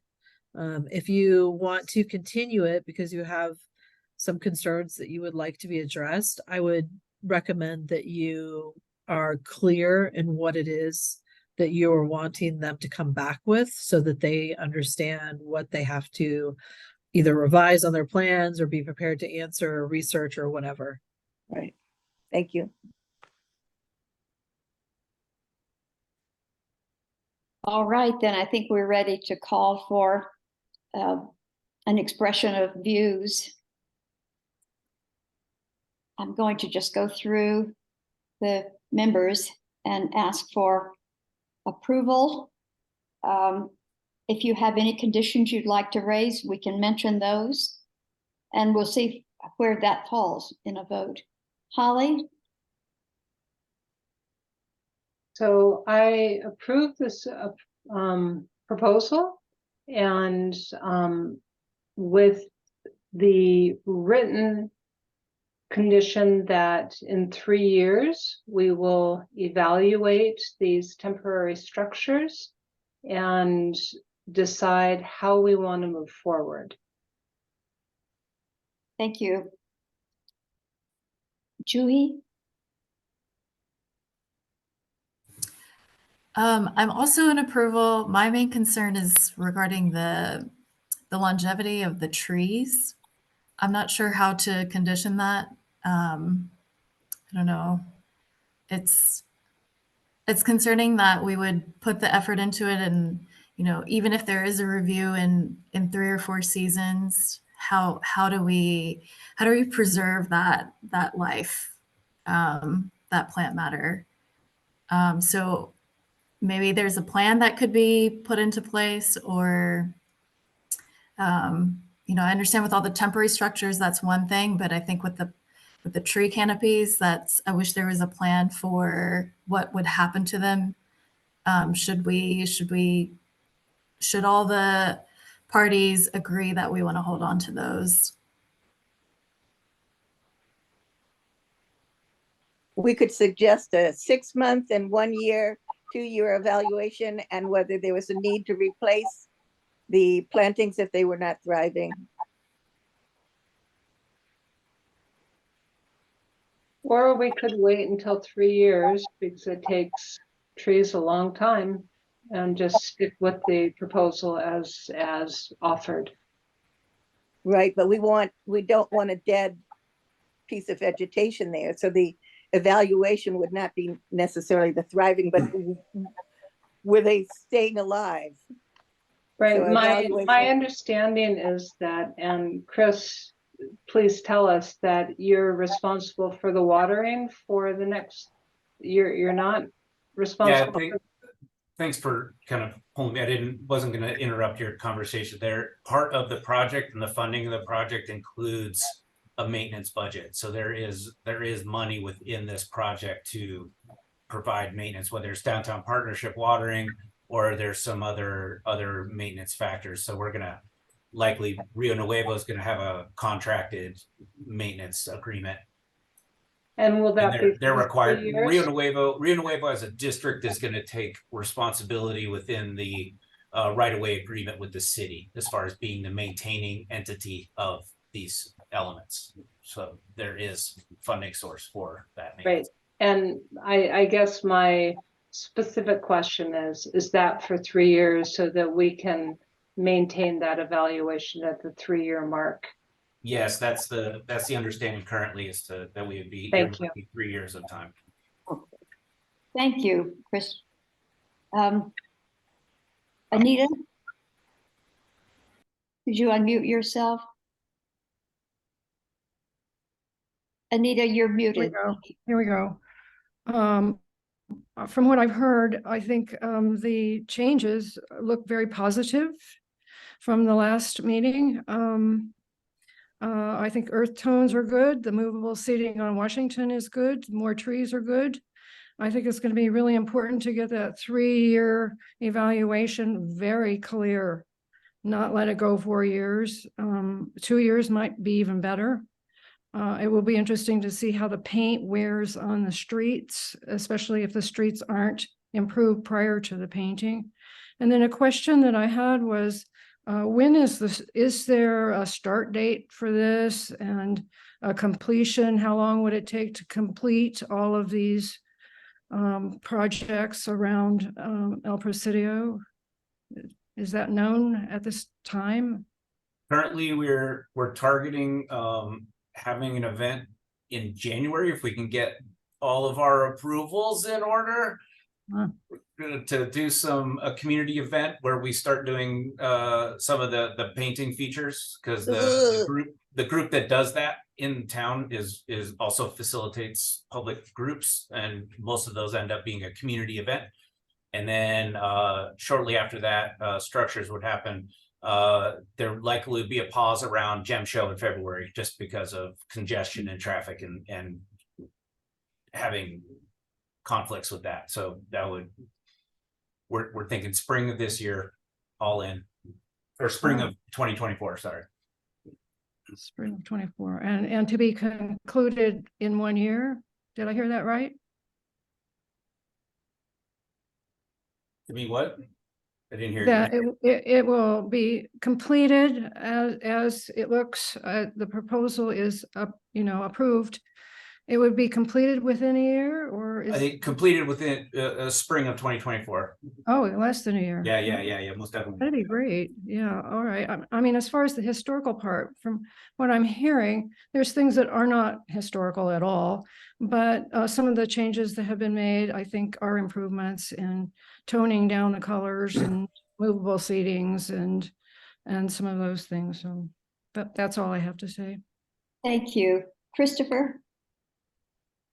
I guess it's just hard for me to comment on the temporary nature of it. My quick thought is that the maintenance is the big issue that would concern me for the goodness of the neighborhood. You know, who's going to maintain the paint colors after they start to fade? Who's going to replace the bollards when somebody hits them with a car? Who's going to replace the tree if it doesn't get watered? Those are all things that I've noticed around town that it looks great on the first, few months, and then pretty quickly it starts to fade. So if you think you've got the watering maintenance plan and other things in place, I would support it. I think more trees would be helpful, because trees create shade, which creates life and activity. So I would propose even more trees, but I know that ship has probably sailed. Not all the way, not all the way. Really? Yeah. I think that, yeah, if you're trying to create gathering spaces in these neighborhoods, more shade is helpful. Yeah, so I think the biggest concern that I would have, I think it's important to have new components in existing neighborhoods, and it's just how you do it is the question. And so I appreciate the muted kind of quality of it, and it seems to coexist fairly well. I would just be cognizant of the 3-year maintenance of it, because I think it won't be successful at the end of 3 years if it's not maintained with integrity, because these are not the most robust materials, and the bench is pretty attenuated. I'm a little concerned about how people might beat them up at night. And the furniture's from IKEA, and we know how long that lasts in our environment. So anyway, I support the plan because I think it's the sort of robust urban streetscape is good for everybody, and the shade is great for all living things. Just more detail about the watering and the replacement and maintenance over time for the 3-year period would be helpful to us. Thank you. Thank you. Drew, comments? Oh, I would say approve. I would like to see the finished drawings. I mean, it seems like still what we're seeing is kind of unfinished. But I don't know if that's something we can see anyways, but yes, approved. Right. Ilya?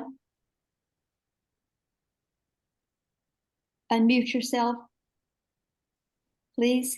Thank you. I agree with Chris that more trees would be beneficial, since we are going to have trees in the right of way. I still am concerned about the inappropriateness of the painted extensions at the corner curbs, and the lining of the street with bollards. And as we know, the city has a limited budget, and that the bollards that are right along 6th Street right now that have been knocked down won't be replaced.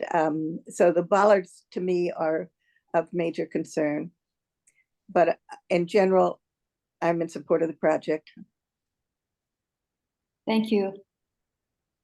I'm also in general in support of the project. I have the same concern about the trees. I think the more trees we can have, the better. Now and certainly increasingly in the future. It's too bad about the bollards. And I have some concerns about the busyness of what we're going to see on Washington right outside of Old Town Artisans. It seems to me completely antithetical to the historic fabric of the neighborhood to have these busy colored areas. And I realize that that's part of your hope, that it will be busy in a positive way. So I would say I approve. I don't think that there's anything wrong with the general idea. It's just hard to see without the elevations what that part of Washington is going to look like.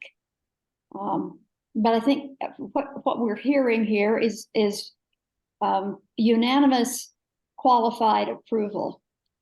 And I don't hear that anybody is saying, I won't approve unless we have this condition met. Am I correct in that? The only other thing that I'd like to add, again, having to do with landscaping, is that we ask that there be more exploration of the options of materials for the acrylic rather than acrylic planters, which one can tip over, two are difficult to maintain and are not particularly aesthetically pleasing. They look cheap. So that if there are options within the city for a heavier material or different type of material that be explored, please. Thank you. Are there any further comments before we move on? I would, I vote for approval. Oh, I'm sorry, Alex, Yeah, excuse I know. me. I can't see you here, and so I I know. just That's an overlooked odd it. So, situation, but given that we'll be able to reevaluate the project in 3 years, and everything in the proposal is a positive for the neighborhood, so I'm in favor of all that. And, I vote for approval. Thank you. Thank you. Susan, before you move on, can you actually put this in the format of a motion? It wasn't actually a motion. I know I'm going to be persnickety about it, but if you could put it in the format of a motion and do a vote and get a second, it would be much appreciated. And Holly has her hand up.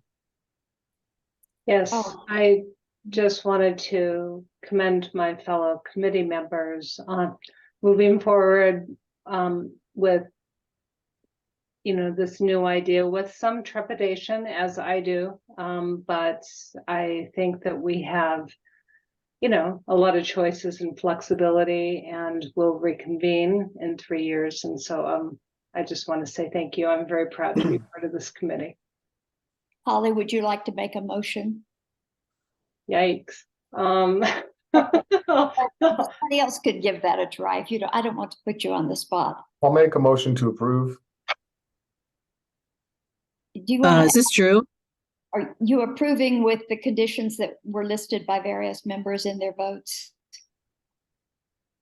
Well, I'm making the motion to approve it, or to vote, I guess. Isn't that what Jody just asked us to do? Well, it's more complicated than that because there was a lot of conversation. That's so, Susan, what needs to happen now? Well, let me ask Jody. Jody, did you write down the various specific concerns about the desire for more trees, the concerns about the bollards, and so on? These are not disqualifying concerns. They are just concerns that we would like to have on record. And I'm wondering if Jody, in your notes that I assume you were making, that you noted any of those. For example, Susan, I one in the chat. Maybe there's a way we can do it to share information with each other.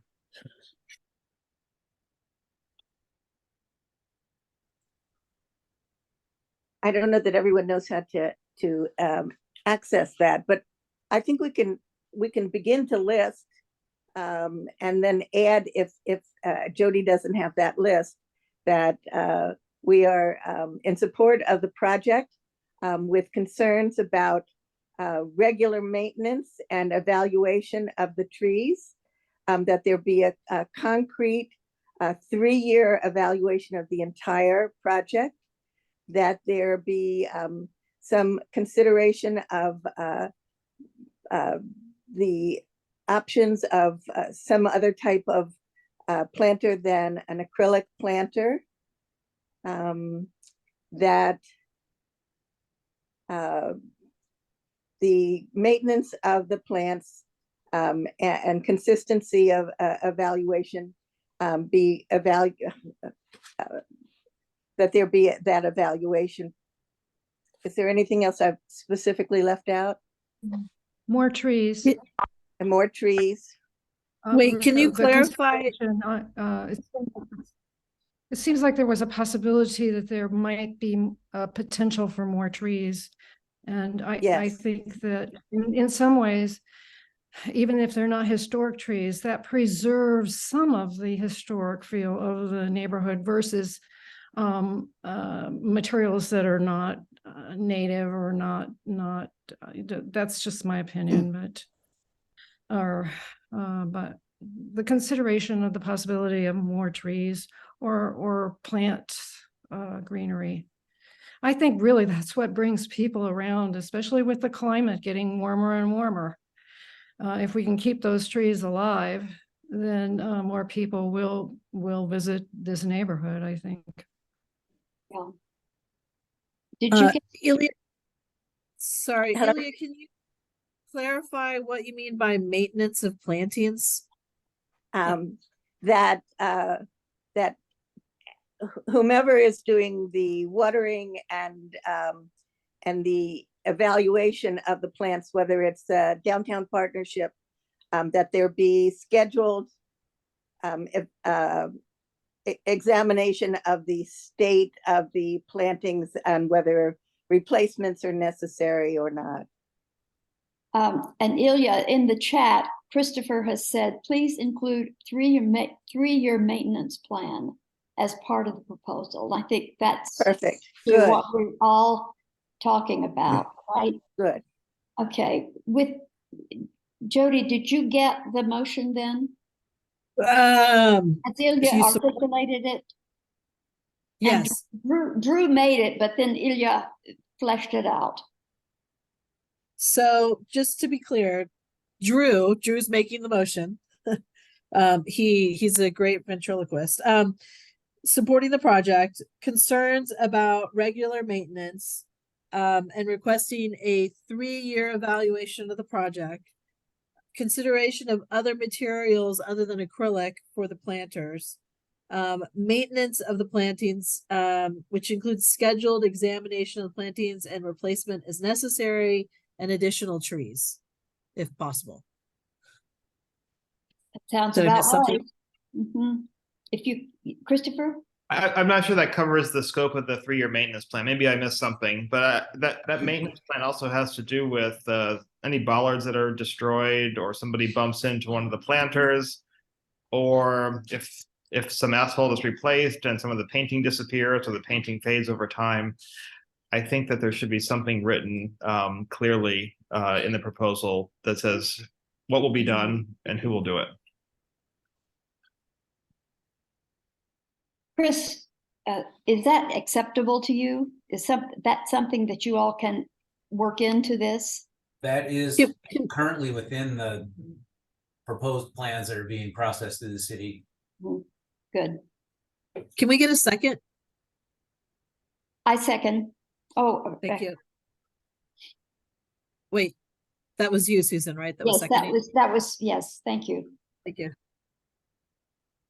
You do roll call? Yes. And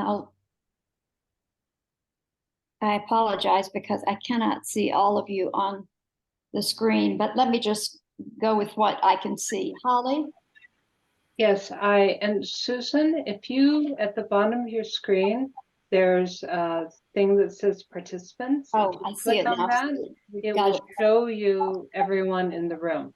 Yes, Okay. I usually have that, but Chris's plans were there and he's just moved. So Oh, now. sorry. All now right. I can So see. Someone yeah. overruled me and turned off my screen for me. So thank you, whoever did that. Sorry. Oh, That's fine. I forgot we were even sharing the screen. So thank you. That would have made this whole process a lot easier. all right, so I'm just gonna go through then what I can see here. Ilya, Aye. Christopher, Approve with noted conditions. Thanks. Anita, I'll go with Christopher, approve with noted conditions. Holly. Holly, Yeah, I'm sorry. Approve. Yes. Julie, Approved with conditions. Alex, Approve. Drew is the one who made the Approve. motion, so approve. And I vote approve with noted conditions as well. Thank you all. This is a complicated and difficult discussion because there's so much to be covered, but I appreciate all the comments and helpful perspectives. I do too. As the design professional, I appreciate all the feedback. This was a robust conversation that has a lot of talking points and things that I think we can make some minor tweaks as this goes through the city. So thank you for all your input. Thank you, for the Chris. presentation. Thank you for your patience in presenting this so many times. As That's you why said, we're here. That's why we're here, Susan. You guys can move on to other business. all right, Christopher, just, was that a farewell? I was just saying goodbye. Thanks. No, we have one more, we can't say goodbye. We To have Chris, one- not you all. I know I can. I can press the leave button. Thank you for all your Alright. time. We're gonna move on now to the porch edition at 261 through 267 North Main. Corky, are you the one to present that, or Drew? It'll be me. Okay, Can I get access to share my screen, please? You can't. You have to recuse. Drew and Ilya have to recuse from 5A. right. And Corky will need to present. So I'm gonna note that they are recusing at 7:58. Wait, I can't present either. You cannot present. You are on the committee. You can present to PRS, but you Oh, we cannot did not know present that. Okay. to El Presidio. Sorry, I thought I was clear with that, but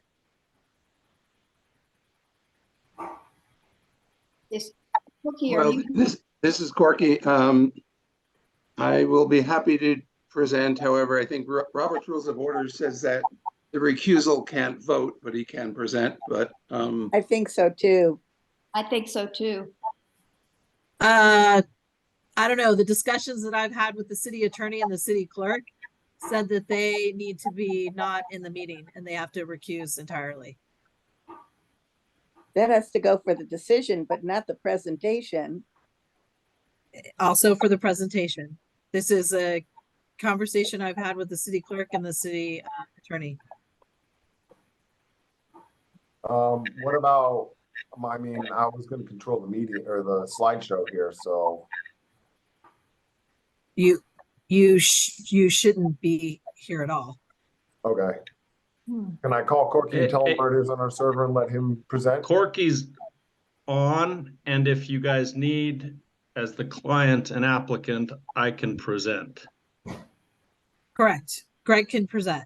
And well, I Corky- reviewed this with Drew just now, and so I'm prepared to present it. That's not an issue. It's just the technology of. Can Drew just press the button? I can share my screen and you can tell me where to go. Well, You we've can't get In that added one manner? extra slide for this evening. Drew, So, can you email it to me or email it It's me up. a small? Yeah, hold on real quick. Let me see if I can get to my server. I'm gonna have to.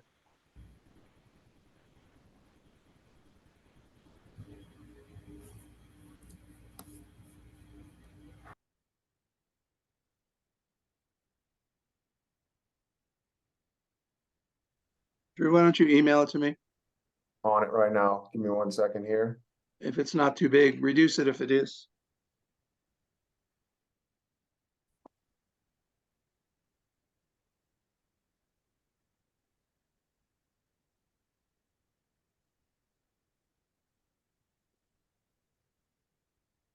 Yay. Let me just email it to Corky real quick.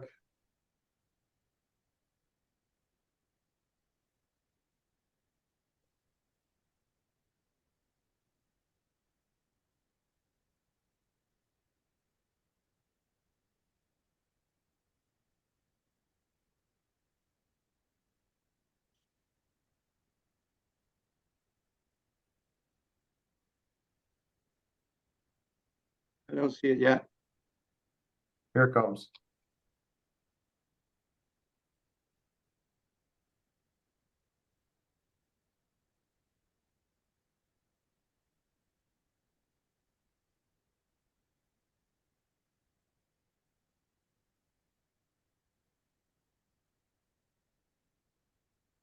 Just as a note to some of our new board members, we very rarely have more than one project to review. So tonight's meeting and the extensiveness of it is an exception to the rule. And we greatly appreciate all of your participation and patience with this.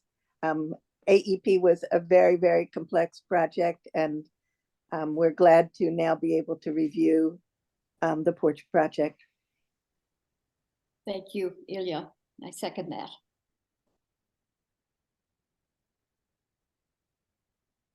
That, and actually, you've been kind of busy this year. Normally you meet once a year, but this year I think this is like my, what, 4th or 5th time meeting with you guys this year. True. But you're at the beach, so you're in good shape. I wish. May I take just a moment to apologize to the committee for being late this evening? Thank you. Sorry. It worked out all right.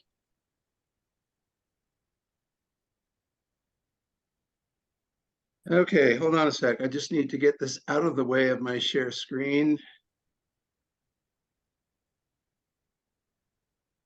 button. And you're already a co-host, Corky, so you should be able to share your screen. Oh, I know, but I have to get this image out of the way of my shared screen. So hold on a sec. The button's not available to me. Now it is. Okay, I can share the screen now. And Drew and Ilya will sign off, and I'll now note your time is 8:03 signing off. Thank you. Give me a second.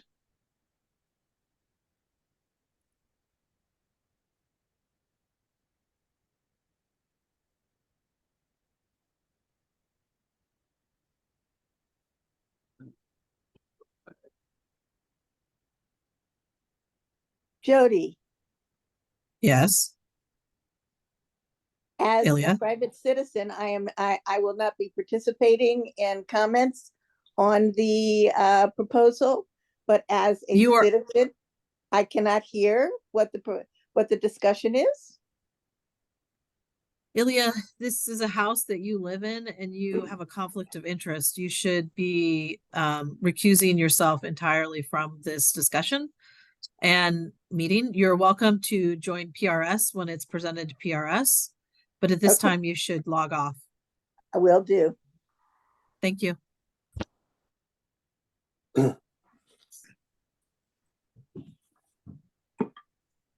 Hey, Jody, do we need a quorum for this, or is this a non-quorum event? No, you should have 6 members. So you should have a quorum. You have Holly, Juhi, Anita, Susan, yourself, and Alex. You have 6 members. So that's your quorum. Can Thank you you. all see my screen? Yes. Okay. Trying to get all this trash out of the way, so bear with me.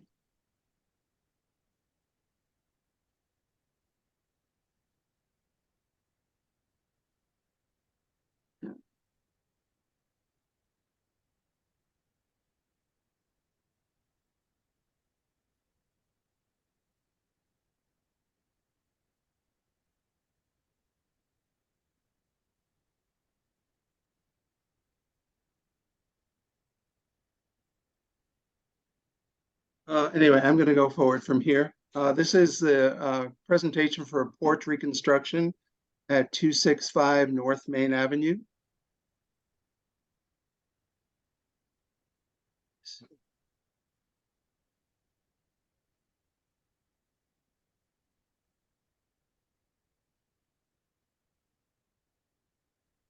Not operate this thing right now.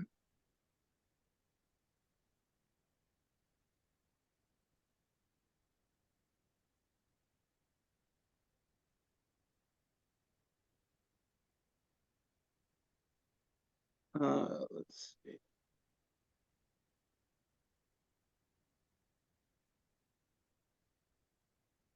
Hey, Corky, I know that he had said that he added a slide, but I can share my screen and just go through if you want to, and then you can share your screen for the slide that he added. I'm just offering this up. Yeah, okay, let's do that. It's just I'm not able to move any of this on my screen right now. So let's do that. Okay. No worries. Let me share mine then.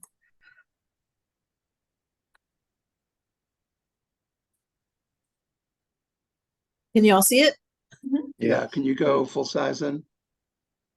Oh, I think this is my full size. Well, you're cutting off at the bottom is, I think. Anyway, Oh, that's okay. Never mind. I'll scroll. Okay, thank you. Just quickly, this image in front shows a couple of problems. You can see the lack of plumbness, if that's a word, of the columns. You can also see the failed ledger at the very top of the adobe wall. It's a good image to see both those things. Next. We have some details about the parcel number. None of this is particularly of interest to the group. I think you've had this image. The point is that we're tearing off the porch and essentially rebuilding the porch as identical as we can to what's existing.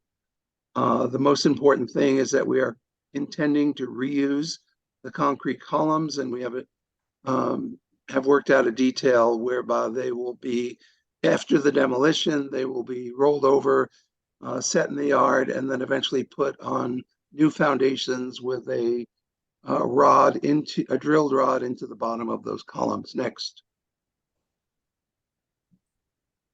There is some information about the history of the building. I think at this late hour, we're going to skip over that unless there's some questions. Next, please. This is the site on North Main Avenue. You can just about dead center in, yeah, right in there. That's the site. You can see the original building. You can see the additions to the east, and the porch runs on the whole western edge of that elevation.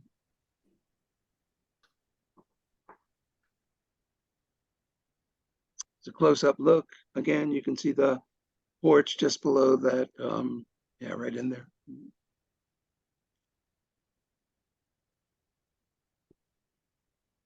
Parcel number, and you can see the porch at the bottom of that drawing. North is to your left.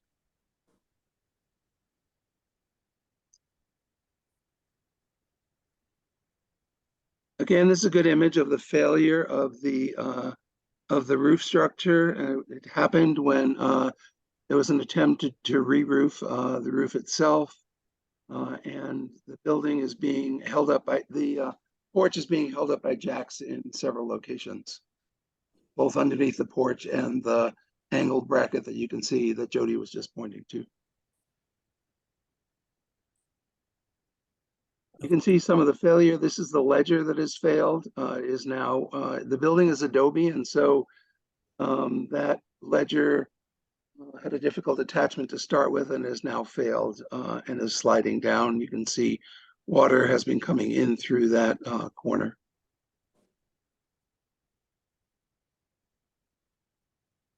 You can see the angled steel, which is bracing the porch, as you might guess, since it's sliding down from the wall, is also wanting to push out. So those angled braces, that shoring, is keeping those from pushing out. Next.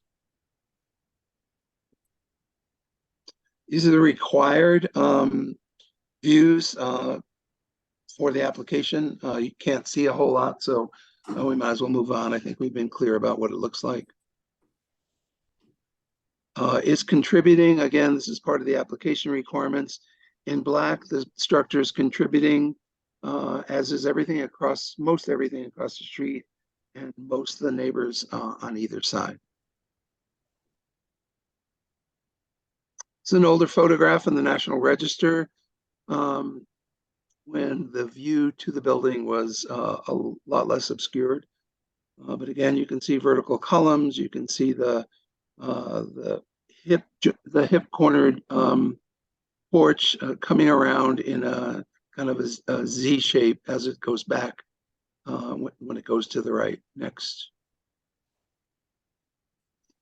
That shows what we're reconstructing. You can see that we're reconstructing the false beams the way they are now. In other words, the they're box beams and they look bigger than they are from a functional point of view. And we will be rebuilding those exactly the way they are. This shows the joists and the hips, which we'll be rebuilding as well. And the bottom right shows the foundation drawings. Can you enlarge the bottom right drawing, Jody? Is that possible? Or can you just scroll? Yeah, then slide over. Thank you. One thing that we'll see a little more later, but this is a good drawing to look at it. There's a very narrow alley to the south of this building, and the roof projects out into that alley and has been hit several times. What we would propose to do, which is the drawing that you don't have, is bring that wall and that column in 1 foot off the corner, which then allows the hip to go over directly over that column, which allows us to bring the edge of the roof equal to the edge of the building and is not hanging out that extra foot and getting knocked over several times. Thank you. Thanks for doing that, Jody. You want me to go to the next one? Yes, please. I'm sorry. Yes. This shows the elevation again. Everything will be precisely the way it is now. We're going to reuse the concrete columns. The first time this came to you, there was a proposal to use wood columns, and I think it was rejected. You can also see in the bottom sections what we call box beams, which is the beam doing all the work, are the 2 X's in the center, and then there's a 1x box that's framed around that. That's exactly how it's done currently as well. So we'll be matching that. I think the roof will be shingles, brown color shingles, the way it currently exists. Next, please.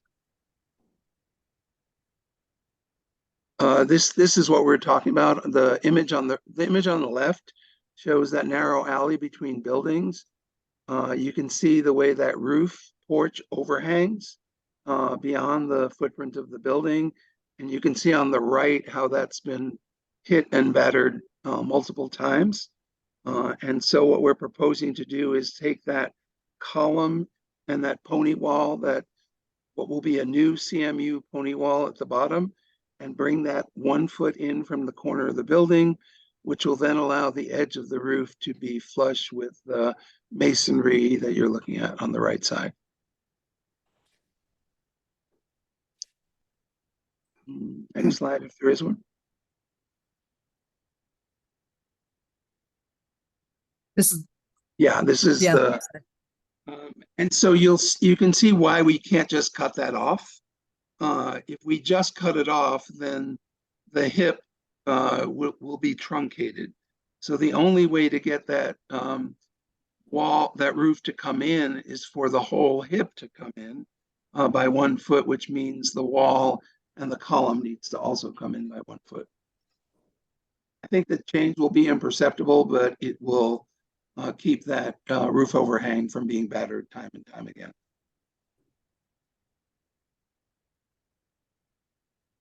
And I think that is all we have. Greg, do you want to make some comments as the owner?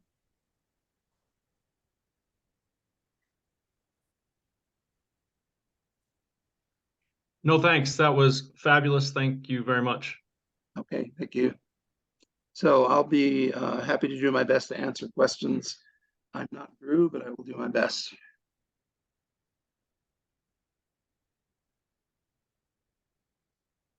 Questions, anyone? Hi there. I've got one question.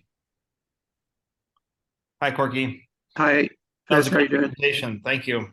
Thank you. Well, I remember that one of the Drew's would have been a lot better, but I really support that moving of the eave in. That's a really logical thing to do for the longevity of that porch. You know, I just had a question at the level of detailing. I remember that it was that ledger that was held into the adobe that failed. Could you walk us through just one more time how that new connection will be more robust now? yeah, I'd be happy to. We have access to the interior of the wall, And we will do through bolts through the ledger with what's typically called star plates on the inside, but they won't be stars. There'll be larger plates that'll spread that load across the interior of the adobe wall. And we will, there's a set of structural drawings. So that's been calculated, but basically not just a bolt through the wall and a nut at the end, but rather a sandwich made by the ledger on the west side and a plate on the inside of the adobe wall on the other side of that. So it'll be a series of sandwiches with ledger and plate coming along each way. If I'm not mistaken, that is not visible from the interior, so it won't affect the interior integrity of the building. That's a great plan. Looks like a porch that will last another 100 years. Thanks, Corky. Yeah, thank you. Thank you. Does anyone else have a question or a comment? I'm glad to see the reuse of the columns. That's great. And I think that solves that whole discussion problem from the last time. It's going to take some tricky demolition work. In other words, whoever is the contractor working on this project is going to have to be very, very careful about laying those over and protecting them during construction. And then clearly we'll need a cherry picker to lower them, because there's going to be a foundation with a steel rod that then is drilled into the bottom of those.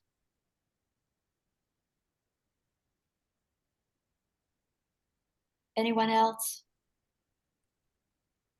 This seems to be an ingenious solution to a really complicated problem. It's not just replacing a porch, it's dealing with that aging adobe. And it's admirable what you're presenting, your theories about how to do it. Thank you.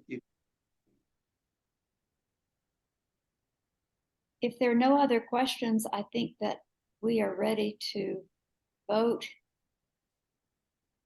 Would someone like to frame a motion? Oh, Susan, Drew just sent me the PowerPoint presentation with the additional slide. Would you like to see it? It's in plan form, the column moving over. Yeah, I think we added two slides. One shows the wall moved over yeah, that's it. So on the left is the existing condition. And what we're proposing to do is to slide that stem wall, that pony wall, and the column in 1 foot. And we have to do that because the hip of that little porch is what has to go over the center of the column, and that's what determines the edge of the overhang. So that's one. The second one I think is added is the you go backwards, you'll see the detail of the column we added as well. Try one more. Yeah, that's it. On the bottom left, the bottom left drawing shows how we were how the footing works and the column lowered onto that that peg, right? You see the spread footing with the steel in it, and then coming up through a drilled core drill at the bottom of the column. Yeah, that's it. So there's existing column base. We may need to patch up some of that. Some of those are a little bit damaged, but we'll be able to reuse the existing columns. We concluded that it's nearly impossible to sort of remake those. And so we have them, and we might as well try to reuse them. So there's a core drill that comes up from the bottom while those are lying on the ground, and then they're lifted over that rod, that steel pipe. It's a 1/2 inch steel pipe that it lowers onto. Thank you. Further comments? Shall we take a vote? Would someone frame a motion? I propose that we accept this plan as presented. Do I hear a second? I'll second. Thank you. Christopher has proposed and Anita has seconded that we accept this plan exactly as presented. All in favor? Or maybe the easiest thing to say is anyone opposed? It looks as though we've got a unanimous approval. Thank you for that presentation, Corky, especially. Much appreciated. Thank you all. Thank you. Thank you. Good night. Good night. Good night. Jody, do you need anything more here? No, I have no staff updates for you. All right. Then do I hear a motion? that we Holidays. adjourn? Does someone want to move our adjournment? I move to adjourn the meeting, and I also want to thank my committee members for their dedication to this committee. Yes, and everybody can now go have dinner, get some rest. Indeed. Thank you very much to everyone for Have a attending. good night. Good Thank night. you. Good Thanks, night. everyone. Happy Good night, holidays. thank you. Thanks. Bye, everyone.